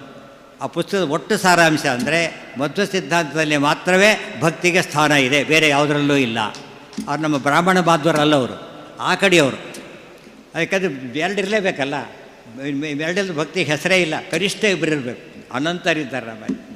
ಅದೇ ರೀತಿಯಲ್ಲಿ ತಾರತಮ್ಯ ಇಲ್ಲದವರು ಭಕ್ತಿಗೆ ಅರ್ಥ ಇಲ್ಲ. ಫ್ರೆಂಡ್ಶಿಪ್ ಬೇರೆ, ಗುರುತ್ವಾದಿಗಳು ಬೇರೆ. ಇದನ್ನೆಲ್ಲ PhD ಮಾಡಿದ ಪ್ರಬಂಧ. ಈ ಎಲ್ಲ ಹಿನ್ನೆಲೆ ಮಧ್ವ ಸಿದ್ಧಾಂತ ಪ್ರಸಾರಕ್ಕೆ ನಾವು ಬಹಳಷ್ಟು ಗಮನ ಕೊಡಬೇಕಾಗಿದೆ. ಕೊನೆಗೆ ನಾವು ಭಕ್ತಿ ಜೊತೆ ಇನ್ನೊಂದು ಹೇಳ್ತಾ, ಭಕ್ತಿ ಶುದ್ಧವಾಗಬೇಕಾದ್ರೆ ಅಮಲಾ ಭಕ್ತಿ ಆಗಬೇಕು. ಅಮಲ ಅಂದರೆ ಮಲರಹಿತ, ಮಲ ಅಂದರೆ ದ್ವೇಷ, ದ್ವೇಷಗಳು ನವವಿಧ ಭಕ್ತಿ ಹೇಗೋ ನವವಿಧ ದ್ವೇಷ ಹಾಗೆ ಎಂಬುದನ್ನು ಆಚಾರ್ಯರು ತಿಳಿಸಿ ಅದನ್ನೆಲ್ಲ ತಿಳಿಸ್ತಾರೆ. ಭಕ್ತಿಯಿಂದ ಶುದ್ಧೀಕರಣ ಮಾಡಿದವರು ಆಚಾರ್ಯ. ಇನ್ನೂ ಹೇಳಬೇಕಾದ್ರೆ ಭಕ್ತಿನ ಶುದ್ಧೀಕರಣ ಮಾಡಿಕೊಟ್ಟ ಗುರುಗಳು ಶ್ರೀಪಾದಾಚಾರ್ಯರು. ಅಮಲಾ ಭಕ್ತಿ ಮಾಡಿದವರು ಗುರುಗಳವರು. ಆ ಭಕ್ತಿಯ ಹಿನ್ನೆಲೆಯಲ್ಲಿ ನೋಡಿದಾಗ ಮಧ್ವ ಸಿದ್ಧಾಂತ ನಿತ್ಯ ಜೀವನದ ಸಿದ್ಧಾಂತ, ರ್ಯಾಷನಲ್ ಕಾನ್ಸೆಪ್ಟ್, ಮತೀಯ ಕಾನ್ಸೆಪ್ಟ್, ರ್ಯಾಷನಲ್ ಕಾನ್ಸೆಪ್ಟನ್ನು ಆಚಾರ್ಯರು ಕೊಟ್ಟರು. ಅದೆಲ್ಲದನ್ನು ಅರ್ಥ ಮಾಡಿಕೊಂಡಾಗ ಪರಮ ಪೂಜ್ಯರಾದ ವಿಶ್ವೇಶತೀರ್ಥ ಶ್ರೀಪಾದಂಗಳವರು ಮಧ್ವ ಸಿದ್ಧಾಂತವನ್ನು ಪ್ರಸಾರ ಮಾಡಿದರಲ್ಲ, ಅಥವಾ ಮಧ್ವ ಸಿದ್ಧಾಂತ ಬಿಟ್ಟು ಪ್ರಸಾರ ಮಾಡಿದರು ಅಲ್ಲ, ಮಧ್ವ ಸಿದ್ಧಾಂತವನ್ನೇ ಪ್ರಸಾರ ಮಾಡಿದರು ಅನ್ನೋದನ್ನು ಅವರು ಎಲ್ಲ ಕೃತಿಗಳಲ್ಲಿ ಎದ್ದು ಕಾಣ್ತೇನೆ. ಇವತ್ತು ಯಾವ ಜನಗಳು ದೂರ ಮಾಡೋದು. ಎಂಥ ಪಾಪಿಗಳು ಬಂದರೂ ಕೂಡ ಒಳ್ಳೆಯವನಾಗ್ತೇನೆ ಅಂದರೆ ಅವಕಾಶ ಇದೆ. ಎಂಥ ದುರಹಂಕಾರಿ ಬಂದು ಹೇಳಿದ್ರೆ ಒಳ್ಳೆಯವನಂದರೆ ಇಲ್ಲ. ಭಕ್ತಿ ಇಲ್ಲದೋದ್ರೆ ಅಲ್ಲ, ಭಕ್ತಿ ಇದ್ದರೆ ಸರಿಯೇ. ವಿಷ್ಣು ಭಕ್ತಿರಿ ಸರ್ವೇಷಾಂ ಸದ್ಗುಣಾನಾಂ ಸ್ವಲಕ್ಷಣ. ಒಂದೊಂದೇ ಮಾತು, ಎಷ್ಟು ಚಿನ್ನದಂಥ ಮಾತುಗಳು. ಆ ರೀತಿ ಹೇಳಿದ್ರಿಂದ ಭಕ್ತಿಯನ್ನು ಬೆಳೆಸಬೇಕು. ಭಕ್ತಿಗೆ ಎಲ್ಲರೂ ಅರ್ಹ ಆಗಿದ್ದಾರೆ. ಭಗವಂತನ ಗುಣಗಳನ್ನು ಹೇಳಬೇಕು. ಗುಣಗಳು ಅಂದರೆ ಆತನಲ್ಲಿ ದೋಷ ಇಲ್ಲ ಅನ್ನೋದು ಸ್ಪಷ್ಟ ಮಾಡ್ತಾ ಹೋದಷ್ಟು ಕೂಡ ನಿರ್ದುಷ್ಟವಾದ ಭಕ್ತಿ ಬರುತ್ತೆ. ಪರಮಪೂಜ್ಯ ವಿಶ್ವೇಶತೀರ್ಥ ಶ್ರೀಪಾದಂಗಳವರು ಜನಗಳ ಮೆಚ್ಚುಗೆಯನ್ನು ಸಹಜವಾಗಿ ಗಳಿಸ್ತಕ್ಕಂಥ ಹಿರಿಮೆಯನ್ನು ಬಡಿಸಿದವರು. ಆ ಹಿರಿಮೆಯಲ್ಲಿ ಅವು ಎಷ್ಟು ನಿಷ್ಕಲ್ಮಷೆ ಮನೋಭಾವ ಇತ್ತು ಎಂಬುದಕ್ಕೆ ಇದು ಜಗತ್ತೇ ಸಾಕ್ಷಿಯಾಗಿದೆ. ಅಂಥ ಮಹಾನುಭಾವರನ್ನು ಮೆಚ್ಚಿಸ್ತಕ್ಕಂಥ ಕಾರ್ಯಕ್ರಮವನ್ನು ಪರಮ ಪೂಜ್ಯರಾದಂಥ ವಿಶ್ವಪ್ರಸನ್ನತೀರ್ಥ ಶ್ರೀಪಾದಂಗಳವರು ಅದೇ ಒಂದು ಭಕ್ತಿಭಾವದಿಂದ ಗುರುಗಳಲ್ಲಿ ಮಾಡ್ತಾ ಸಮಾಜಕ್ಕೆ ಒಳ್ಳೊಳ್ಳೆ ಕಾಣಿಕೆ ಕೊಡ್ತಾ ಇದ್ದಾರೆ. ಗುರುಗಳು ಮೆಚ್ಚತಕ್ಕಂಥ ಕಾರ್ಯಗಳ ಸರಮಾಲೆಯನ್ನಾಗಿ ಮಾಡ್ತಾ ಇದ್ದಾರೆ. ಅದಕ್ಕೆ ಪ್ರತಿ ಸುಧಾಮಂಗಳೋದಕ್ಕೂ ಸಾಕ್ಷಿ ಅಲ್ಲ. ಅದು ಪ್ರತಿಯೊಂದು ಕಾರ್ಯದಲ್ಲೂ ಕೂಡ ಸಾಮಾಜಿಕ ಕಳಕಳಿ ಎದ್ದು ಕಾಣಿಸ್ತಾ ಇದೆ. ಸಾಮಾಜಿಕ ಕಳಕಳಿ ಇಲ್ಲದ ಯಾವುದೇ ಮತ ಅದು ಮನುಕುಲವನ್ನು ಮುಟ್ಟಕ್ಕೆ ಸಾಧ್ಯ ಇಲ್ಲ. ಅದು ಮುಟ್ಟಿಸಿದ್ದಾರೆ. ಅಂಥ ಮತದ ಹಿನ್ನೆಲೆಯಲ್ಲಿ ನಾವೆಲ್ಲ ಇದ್ದೇವೆ. ಇವತ್ತು ಸುಬ್ರಹ್ಮಣ್ಯ ಶ್ರೀಪಾದಗಳು ಪೇಜಾವರ ಸ್ವಾಮಿ ಶಿಷ್ಯರೇನೆ. ಈ ಸುಧಾಮಂಗಳದ ವಿಶೇಷದಿಂದ ಇಬ್ಬರು ಶಿಷ್ಯರು ಸೇರಿ ಮಾಡಿದ ದೊಡ್ಡ ಒಂದು ಸಮಾರಂಭ, ವಿಶ್ವ ಸಂಭ್ರಮ ಇದು. ಇಬ್ಬರು ಒಳ್ಳೆಯ ಗುರುಕಾಣಿಕೆ ಕೊಟ್ಟಿದ್ದಾರೆ. ಇಲ್ಲಿ ಆಚಾರ್ಯರ ದಿಗ್ವಿಜಯದ ಸ್ಥಾನ ಹೊಂದಿದೆ. ಸುಬ್ರಹ್ಮಣ್ಯ ಮಠ ಅಂತ ಹೇಳಿದರೆ ಆಚಾರ್ಯರ ಎಲ್ಲ ವಿಧವಾದ ಮುಖದ ಹಿರಿಮೆಯ ದೊಡ್ಡ ಸಂಕೇತ. ಇಲ್ಲಿಗೆ ಅವ್ರು ಬರ್ತಾ ಹೋಗ್ತೇವೆ. ವಾಯುದೇವರ ಒಬ್ಬತ್ತಿಗೆ ಇಲ್ಲಿ ಒಂದು ದಿವಸದಲ್ಲೇ ಇಲ್ಲಿ ಬಂದು ಅಲ್ಲಿ ಹೋಗ್ತಿದ್ರಲ್ಲ, ಅದು ಒಂದು ಅವರ ಪವಾಡ. ಅವು ಸೋರಿಸಿದರು, ತಗೊಂಡ್ರು, ತಮ್ಮ ಕೈಯಲ್ಲಿ ಇಟ್ಕೊಂಡ್ರು. ಅದನ್ನು ಸ್ವಾಧೀನ ಮಾಡಿಕೊಳ್ಳೋದ್ರೇನು, ಭಕ್ತಿ ಸಿದ್ಧಾಂತದ ಪ್ರಸಾರಕ್ಕೆ ಕೇಂದ್ರ ಮಾಡಿದ್ರು ಅಷ್ಟೇ. ಭಕ್ತಿ ಸಿದ್ಧಾಂತದ ಪ್ರಸಾರಕ್ಕೆ ಯಾವುದೋ ಬಿಲ್ಡಿಂಗ್ ತೊಗೊಂಡು ಸ್ಕೂಲ್ ಮಾಡಿಬಿಟ್ರೆ ಎಷ್ಟು ಪುಣ್ಯ ಬರೋದಿಲ್ವ? ತಾನು ಹೋಟೆಲ್ ಮಾಡ್ಲಿಕ್ಕೆ ಬರುತ್ತೆ, ಸ್ಕೂಲ್ ಮಾಡ್ಲಿಕ್ಕೂ ಬರ್ತದೆ. ದೊಡ್ಡ ವೇದಾಂತದ ಸ್ಕೂಲನ್ನಾಗಿ ಸುಬ್ರಹ್ಮಣ್ಯವನ್ನಾಗಿ ಮಾಡಿದ ಕೀರ್ತಿ ಮಧ್ವಾಚಾರ್ಯರದು. ಅದನ್ನು ನಾವು ಅರ್ಥ ಮಾಡಿಕೊಂಡ್ರೆ ಇವತ್ತು ಅದು ಸಾರ್ಥಕವಾಗಿ ಕಾಣಿಸ್ತಾ ಇದೆ. ಯಾರೋ ಹೇಳಿದರು, ಬಹುಶಃ ಇಂಥ ಸಮಾರಂಭ ಸುಬ್ರಹ್ಮಣ್ಯದಲ್ಲಿ ನಡೆದೇ ಇರಲಿಲ್ಲ ಅಂಥೇಳಿ. ಸ್ವಾಮಿ ನಡೆಸಿಬಿಟ್ರಲ್ಲ ಇಲ್ಲ ಅಂಥೇಳಿ. ಇಬ್ಬರು ಪ್ರಸನ್ನರೇ ಭಾಳ ಆಶ್ಚರ್ಯ. ವಿಶ್ವಪ್ರಸನ್ನರು ವಿದ್ಯಾಪ್ರಸನ್ನರಿಂದಾಗಿ ಸುಬ್ರಹ್ಮಣ್ಯ ಕ್ಷೇತ್ರ ಪ್ರಸನ್ನ ಕ್ಷೇತ್ರವಾಗಿ ಬಿಟ್ಟಿದೆ. ಪ್ರಸಾದೇ ಸರ್ವ ದುಃಖಾನ ಭಾನ್ಯರ ಶೋಪಜಾಯತೆ ಅಂತಾಗತ್ತೆ. ಒಳ್ಳೆಯ ಅದ್ಭುತವಾದ ಕಾರ್ಯಕ್ರಮ. ಅದರಲ್ಲಿ ಹೊಸ ರೀತಿಯಾದ ಒಂದು ಚಿಂತನೆಗೆ ಈ ಒಂದು ಸುಬ್ರಹ್ಮಣ್ಯ ಕ್ಷೇತ್ರ ಕೇಂದ್ರವಾಯಿತು ಎಂಬುದನ್ನು ಹೆಮ್ಮೆಯಿಂದ ನೆನೆಸ್ಬೇಕು ನಾವು. ಸುಬ್ರಹ್ಮಣ್ಯ ಕ್ಷೇತ್ರಕ್ಕೆ ದೊಡ್ಡ ಒಂದು ಭವಿಷ್ಯ ಹೇಳ್ತಾರೆ. ಬಹುಶಃ ವಿಶ್ವದ ಇತಿಹಾಸದಲ್ಲಿ ಸುಬ್ರಹ್ಮಣ್ಯ ಕ್ಷೇತ್ರಕ್ಕಿರೋ ಒಂದು ಇತಿಹಾಸ ನಮಗೆ ಗೊತ್ತಿಲ್ಲ, ಬೇರೆ ಗೊತ್ತಿರುತ್ತೆ ಪಾಪ. ಒಬ್ಬ ಯತಿಗಳು ಇವತ್ತು ಜೀವಂತ ಇಲ್ಲಿದ್ದಾರೆ, ಹಿಮಾಲಯದಲ್ಲಿದ್ದಾರೆ ಅಂತ ಕೇಳಿದ್ದಾರೆ. ಕುಮಾರ ಪರ್ವತವನ್ನು ಹಿಮಾಲಯವನ್ನಾಗಿ ಮಾಡಿದ ಹಿರಿಮೆ ವಿಷ್ಣು ತೀರ್ಥರು. ಕುಮಾರ ಪರ್ವತ ಹಿಮಾಲಯ ಆಗೋಗ್ಬಿಟ್ಟಿದೆ ಇವತ್ತು. ಒಬ್ಬ ಯತಿಗಳು ಕೂತಿದ್ದ, ಅಲ್ಲಿ ಹೋಗ್ಲಿಕ್ಕೆ ಸಾಧ್ಯ ಇಲ್ಲ. ಅವರು ಬರ್ತಾರೆ. ಮೊದಲಿದ್ದೇ ಉಪವಾಸ ಇದ್ದಾಗ ಇರ್ತಿದ್ರು ಪಾಪ, ಇದ್ದಾಗಲೇ ಹಾಗಿದ್ದರು ಅವ್ರು. ಈಗಂತೂ ಅವ್ರು ಏನೇ ಇಲ್ಲ, ಅವ್ರು ಕಾಣಿಸೋದೇ ಇಲ್ಲ ಕಡೆಗೆ. ಹೇಗೆ ಬದುಕಿರಬೇಕು, ಹೇಗಿರಬೇಕು, ಹೇಗೆ ಬರ್ತಾರೆ, ಪುನರುಜ್ಜೀವನ ಬರ್ತಾರೆ. ಈ ಕೇಂದ್ರದ ಜವಾಬ್ದಾರಿ, ಸುಬ್ರಹ್ಮಣ್ಯ ಮಠದ ಜವಾಬ್ದಾರಿ ಎರಡು ದೊಡ್ಡದು. ಮುಂದಿನ ಆಶಾ ಕಿರಣ ದ್ವೈತ ಮತಕ್ಕೆ ಸುಬ್ರಹ್ಮಣ್ಯ ಮಠ ಎಂಬುದನ್ನು ಘಂಟಾಘೋಷ ಸಾರಬೇಕು. ಮುಂದಿನ ಆಶಾ ಕಿರಣ ವಿಷ್ಣು ತೀರ್ಥ ಇಲ್ಲಿಂದ ಬರ್ತಾರೆ ಅಂತ ತಿಳ್ಕೊಂಡಾಗ ಇಲ್ಲೇ ಕೂತಿದ್ದಾರೆ, ಹೊರಗೆ ಬರ್ತಾರೆ. ಆಚಾರ್ಯ ಇನ್ನೂ ಮಾಡದೇ ಇರೋ ಕೆಲಸ, ದೊಡ್ಡ ರಾಶಿ ಗ್ರಂಥ ಭೂಗತ ಮಾಡಿಟ್ಟಿದ್ದಾರೆ. ಎಷ್ಟು ಕಡಕಡಿ ತಮ್ಮ ಗ್ರಂಥ ಉಳಿಬೇಕಲ್ಲ, ಸಮಾಜ ಉಳಿಬೇಕು. ಸಮಾಜ ಉಳಿಬೇಕಾದ್ರೆ ಗ್ರಂಥ ಉಳಿಬೇಕು. ಜ್ಞಾನ ಭಂಡಾರವನ್ನು ಆ ರೀತಿ ಸರ್ಕಾರ ಏನು ಮಾಡೋಕ್ಕಾಗ್ತಾ ಇಲ್ಲ. ಆಚಾರ್ಯ ಮಾಡಿ ಆಯ್ತಾ ಕೆಲಸಗಳಲ್ಲಿ. ನಿರುದ್ಯೋಗಿಯಾಗಿದ್ದರೆ ಬರೋದಿಲ್ಲ. ಇಷ್ಟೊಂದು ಒಳ್ಳೆ ಕೆಲಸ ಸಿಕ್ತು ಅಂದರೆ ನಾವು ಓದಬೇಕು ಅನಿಸುತ್ತಲ್ಲ, ಹಾಗೆ ಅಂತ ಒಂದು ಬದಲಾವಣೆಯನ್ನು ಮಾಡಲಿಕ್ಕೆ ಸಾಧ್ಯ ಇದೆ ಅಂತ ಹೇಳ್ತಾ, ಇಂಥ ಪವಿತ್ರ ಸಮಾರಂಭದಲ್ಲಿ ಅವಕಾಶ ಕಲ್ಪಿಸಿದ್ದಕ್ಕೆ ಪರಮಪೂಜ್ಯ ಉಭಯ ಶ್ರೀಪಾದಂಗಳವರ ಚರಣಕಮಲಗಳಲ್ಲಿ ಭಕ್ತಿಪೂರ್ವಕವಾದ ಸಾಷ್ಟಾಂಗ ಪ್ರಣಾಮಗಳನ್ನು ಹೇಳ್ತಾ ಈ ಮಾತನ್ನು ಕೃಷ್ಣಾರ್ಪಣ ವಸ್ತು ಅಂತ ಹೇಳ್ತೇನೆ. ಸರ್ವೇಂದ್ರಿಯ ಪ್ರೇರಕೇಣ ಶ್ರೀ ಪ್ರಾಣಪತಿ ನೇರಿತಃ ಯಥವೋಚ ಮಹಂತೇನ ಪ್ರಿಯತಾಂ ಕಮಲಾಲಯ. ಶ್ರೀ ಗುರುಭ್ಯೋ ನಮಃ. ಆಚಾರ್ಯರು ಜಗತ್ತಿನ ಸೂರ್ಯ ಬಾಹ್ಯ ಪ್ರಪಂಚವನ್ನು ಬೆಳಗಿದರೆ ಮಧ್ವರೆಂಬ ಸೂರ್ಯ ಅಂತರಂಗವನ್ನೇ ಬೆಳಗುವಂತಹ ಸೂರ್ಯರು ಅನ್ನೋದನ್ನು ಹೇಳಿ, ಆಚಾರ್ಯರು ಕೊಟ್ಟಂತಹ ಪ್ರತಿಯೊಂದು ಕೊಡುಗೆಗಳು ಯಾವುದ್ಯಾವುದೋ ಒಂದೆರಡು ಕೊಡುಗೆಗಳು ಅಸಾಧಾರಣವಾದದ್ದಲ್ಲ. ಅವರು ನಡೆ ನುಡಿ ಪ್ರತಿಯೊಂದು ಹಂತದ ಗಮನಾಸನ ಸಂಗತಾದಿ ಇಲಾಹ ಅಂತ ಶ್ರೀಮನ್ನಾರಾಯಣ ಪಂಡಿತಾಚಾರ್ಯರು ವರ್ಣಿಸಿದಂತೆ ಪ್ರತಿಯೊಂದು ಅವರು ನಡೆದು ನುಡಿದು ತೋರಿಸಿದ್ದೆಲ್ಲವೂ ಅಸಾಧಾರಣವಾದ ಕೊಡುಗೆಗಳೇ ಅನ್ನೋದನ್ನು, ದಿವ್ಯವಾದ ಮತ್ತು ಬೇಕಾಗಿದ್ದಂತಹ ಸಂದೇಶವನ್ನು ಈ ಮಧ್ವನವಮಿಯ ಶುಭ ಸಂದರ್ಭದಲ್ಲಿ ಕೊಟ್ಟಿದ್ದಾರೆ. ಅವರಿಗೆ ಹೃತ್ಪೂರ್ವಕವಾದ ಕೃತಜ್ಞತೆಗಳನ್ನು ಸಮರ್ಪಣೆ ಮಾಡ್ತಾ ಇದ್ದೇನೆ. ಇಲ್ಲಿಗೆ ಈ ಸಮ್ಮೇಳನ ಮುಕ್ತಾಯವಾಗ್ತಾ ಇದೆ. ಈ ಸಮ್ಮೇಳನಕ್ಕೆ ಮೂಲ ಕಾರಣಕರ್ತೃಗಳಾಗಿರುವಂತಹ ಪರಮಪೂಜ್ಯ ಶ್ರೀ ವಿಶ್ವೇಶತೀರ್ಥರ ಸಂಕಲ್ಪ. ಆಚಾರ್ಯರು ಹೇಳಿದರು, ಭಕ್ತಿಯನ್ನು ಆಚಾರ್ಯರಷ್ಟು ವ್ಯಾಪಕ ಮಾಡಿದವರು ಮತ್ತಿನ್ಯಾರೂ ಇಲ್ಲ. ಭಗವಂತನ ಬಗ್ಗೆ ಭಕ್ತಿ ಉಳ್ಳವರು ಎಲ್ಲರೂ ಕೂಡ ಮಾಧ್ವರೇ ಅನ್ನೋದನ್ನು ಆಚಾರ್ಯರು ತಮ್ಮ ಉಪನ್ಯಾಸದಲ್ಲಿ ಉಲ್ಲೇಖ ಮಾಡಿದ್ದನ್ನು ನಾವು ನೋಡ್ತೇವೆ. ಒಂದು ಪ್ರಸಂಗವನ್ನು ನನಗೆ ನೆನಪಿಸ್ಕೊಳ್ಬೇಕು ಅಂತ ಅಪೇಕ್ಷೆ ಆಗತ್ತೆ. ಬಹುಶಃ ಕೇರಳದ ಹೈಕೋರ್ಟ್ನಲ್ಲಿ ಇದ್ದಂತಹ ವಿವಾದ. ಬಹುಶಃ ಅಬ್ದುಲ್ ಕಲಾಂ ಅವರು ಒಂದು ದೇವಸ್ಥಾನಕ್ಕೆ ಪ್ರವೇಶ ಮಾಡುವಂತಹ ಪ್ರಸಂಗದಲ್ಲಿ ಆ ದೇವಸ್ಥಾನದ ಬೇರೆ ಬೇರೆ ವಿಭಾಗದಿಂದಾಗಿ ಅವರಿಗೆ ಮುತ್ತಿಗೆ ಹಾಕಿ ಅವರನ್ನು ದೇವಸ್ಥಾನಕ್ಕೆ ಕರೆತರಬಾರ್ದು ಅಂತ, ಅಬ್ದುಲ್ ಕಲಾಂ ಅವರಲ್ಲ, ಕ್ಷಮಿಸಬೇಕು, ಯೇಸುದಾಸ್ ಅವರು ಆ ದೇವಸ್ಥಾನಕ್ಕೆ ಹೋಗಬೇಕು ಅನ್ನುವಂಥ ಪ್ರಸಂಗದೊಳಗೆ ಅವರನ್ನು ಕರೆತರಬಾರ್ದು, ಅನ್ಯಧರ್ಮೀಯರು ಅನ್ನುವಂಥ ವಿಚಾರ ಅಲ್ಲಿ ತುಂಬ ವಿವಾದವಗ್ರಸ್ತವಾಗಿತ್ತು. ಆ ಸಂದರ್ಭದಲ್ಲಿ ಆ ಕೇರಳದ ಹೈಕೋರ್ಟಿನ ನ್ಯಾಯಾಧೀಶರಿಗೆ ಪರಮಪೂಜ್ಯ ಶ್ರೀ ವಿಶ್ವೇಶತೀರ್ಥರ ಸಂಪರ್ಕ ಆಗತ್ತೆ. ಆಗ ಇಂತಹ ವಿವಾದ ನನ್ನ ಎದುರಿಗಿದೆ, ಇದನ್ನು ಹೇಗೆ ಬಗೆಹರಿಸಬೇಕು ನನಗೆ ಗೊತ್ತಾಗ್ತಾ ಇಲ್ಲ ಅಂತ ಶ್ರೀಪಾದರ ಹತ್ರ ತಮ್ಮ ಅಳಲನ್ನು ತೋಡಿಕೊಂಡಾಗ ಶ್ರೀಪಾದರು ಹೇಳಿದರು, ಭಗವಂತನ ಭಕ್ತರಾದವರು ಯಾವ ಧರ್ಮೀಯರೇ ಆದರೂ ಸರಿ ಅವರು ಆ ದೇವರ ಬಳಿಗೆ ಬರಬಹುದು ಅಂತ. ಅದೇ ತೀರ್ಪನ್ನು ಆ ನ್ಯಾಯಾಧೀಶರು ಕೊಟ್ಟಿದ್ದಾರೆ. ಯೇಸುದಾಸರು ದೇವರ ದರ್ಶನ ಪಡೆದರು ಅನ್ನುವಂತಹ ಪ್ರಸಂಗವನ್ನು, ಭಗವಂತನ ಭಕ್ತಿಯಷ್ಟೇ ದೇವರ ಬಳಿಗೆ ಸಾಗಲಿಕ್ಕೆ ಮಾಪಕ ಅನ್ನೋದನ್ನು ಆಚಾರ್ಯರು ಅದನ್ನು ತಿಳಿಸಿಕೊಟ್ಟಿದ್ದಾರೆ. ಅದನ್ನು ಸ್ಮರಣೆ ಮಾಡ್ತಾ ಅಂತಹ ಶ್ರೀ ವಿಶ್ವೇಶತೀರ್ಥರ ಸಂಕಲ್ಪಕ್ಕೆ, ಅದಕ್ಕೆ ತಮ್ಮ ತಲೆ ಮೇಲೆ ಶಿರಸಾ ವಹಿಸಿದಂಥವರು ಶ್ರೀ ವಿಶ್ವಪ್ರಸನ್ನ ತೀರ್ಥ ಶ್ರೀಪಾದಂಗಳವರು ಈ ಕ್ಷೇತ್ರದಲ್ಲಿ ಆಗಬೇಕು ಅಂತ ಅವರ ಸಂಕಲ್ಪ. ಅವರು ಮೊದಲೇ ಸಂಕಲ್ಪ ಮಾಡಿದ್ದೇನು ಅಂತ ಹೇಳಿಅಂತಂದರೆ, ತುಳುನಾಡಿನೊಳಗೆ ಮತ್ತೆ ಇಂತಹ ಕಾರ್ಯಗಳು ಆಗಬೇಕು ಅಂತ. ಯಾಕೆ ಅಂತ ಹೇಳಿಅಂತಂದರೆ, ಇವತ್ತು ಕ್ಷೀಣವಾಗ್ತಿರುವಂಥದ್ದು ದೀಪದ ಬುಡದಲ್ಲಿ ಕತ್ತಲು ಅನ್ನುವಂತೆ ಕ್ಷೀಣವಾಗ್ತಾ ಇರುವಂಥದ್ದು ಈ ನಾಡಿನೊಳಗೆ. ಹಾಗಾಗಿ ಆ ಸಂಕೋಚ ಆ ಗುರುಗಳಲ್ಲಿ ಇದ್ದದ್ರಿಂದಾಗಿ ಈ ಪ್ರದೇಶದಲ್ಲಿ ಇನ್ನೂ ಹೆಚ್ಚಿನ ಕಾರ್ಯಗಳಾಗಬೇಕು ಅನ್ನುವಂತಹ ಒತ್ತಾಸೆ ಅವರದಾಗಿತ್ತು.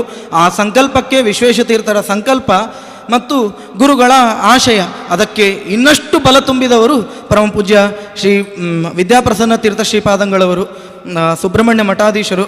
ನಿಮಗೆ ಬಹುಶಃ ಗೊತ್ತಿರಲಿಕ್ಕಿಲ್ಲ, 3 ದಿನಗಳ ನಿರಂತರವಾದ ರಜೆ ಇದೆ. ಇವತ್ತಿಗೂ ತನ್ನ ಮಂಗಳವಾರ.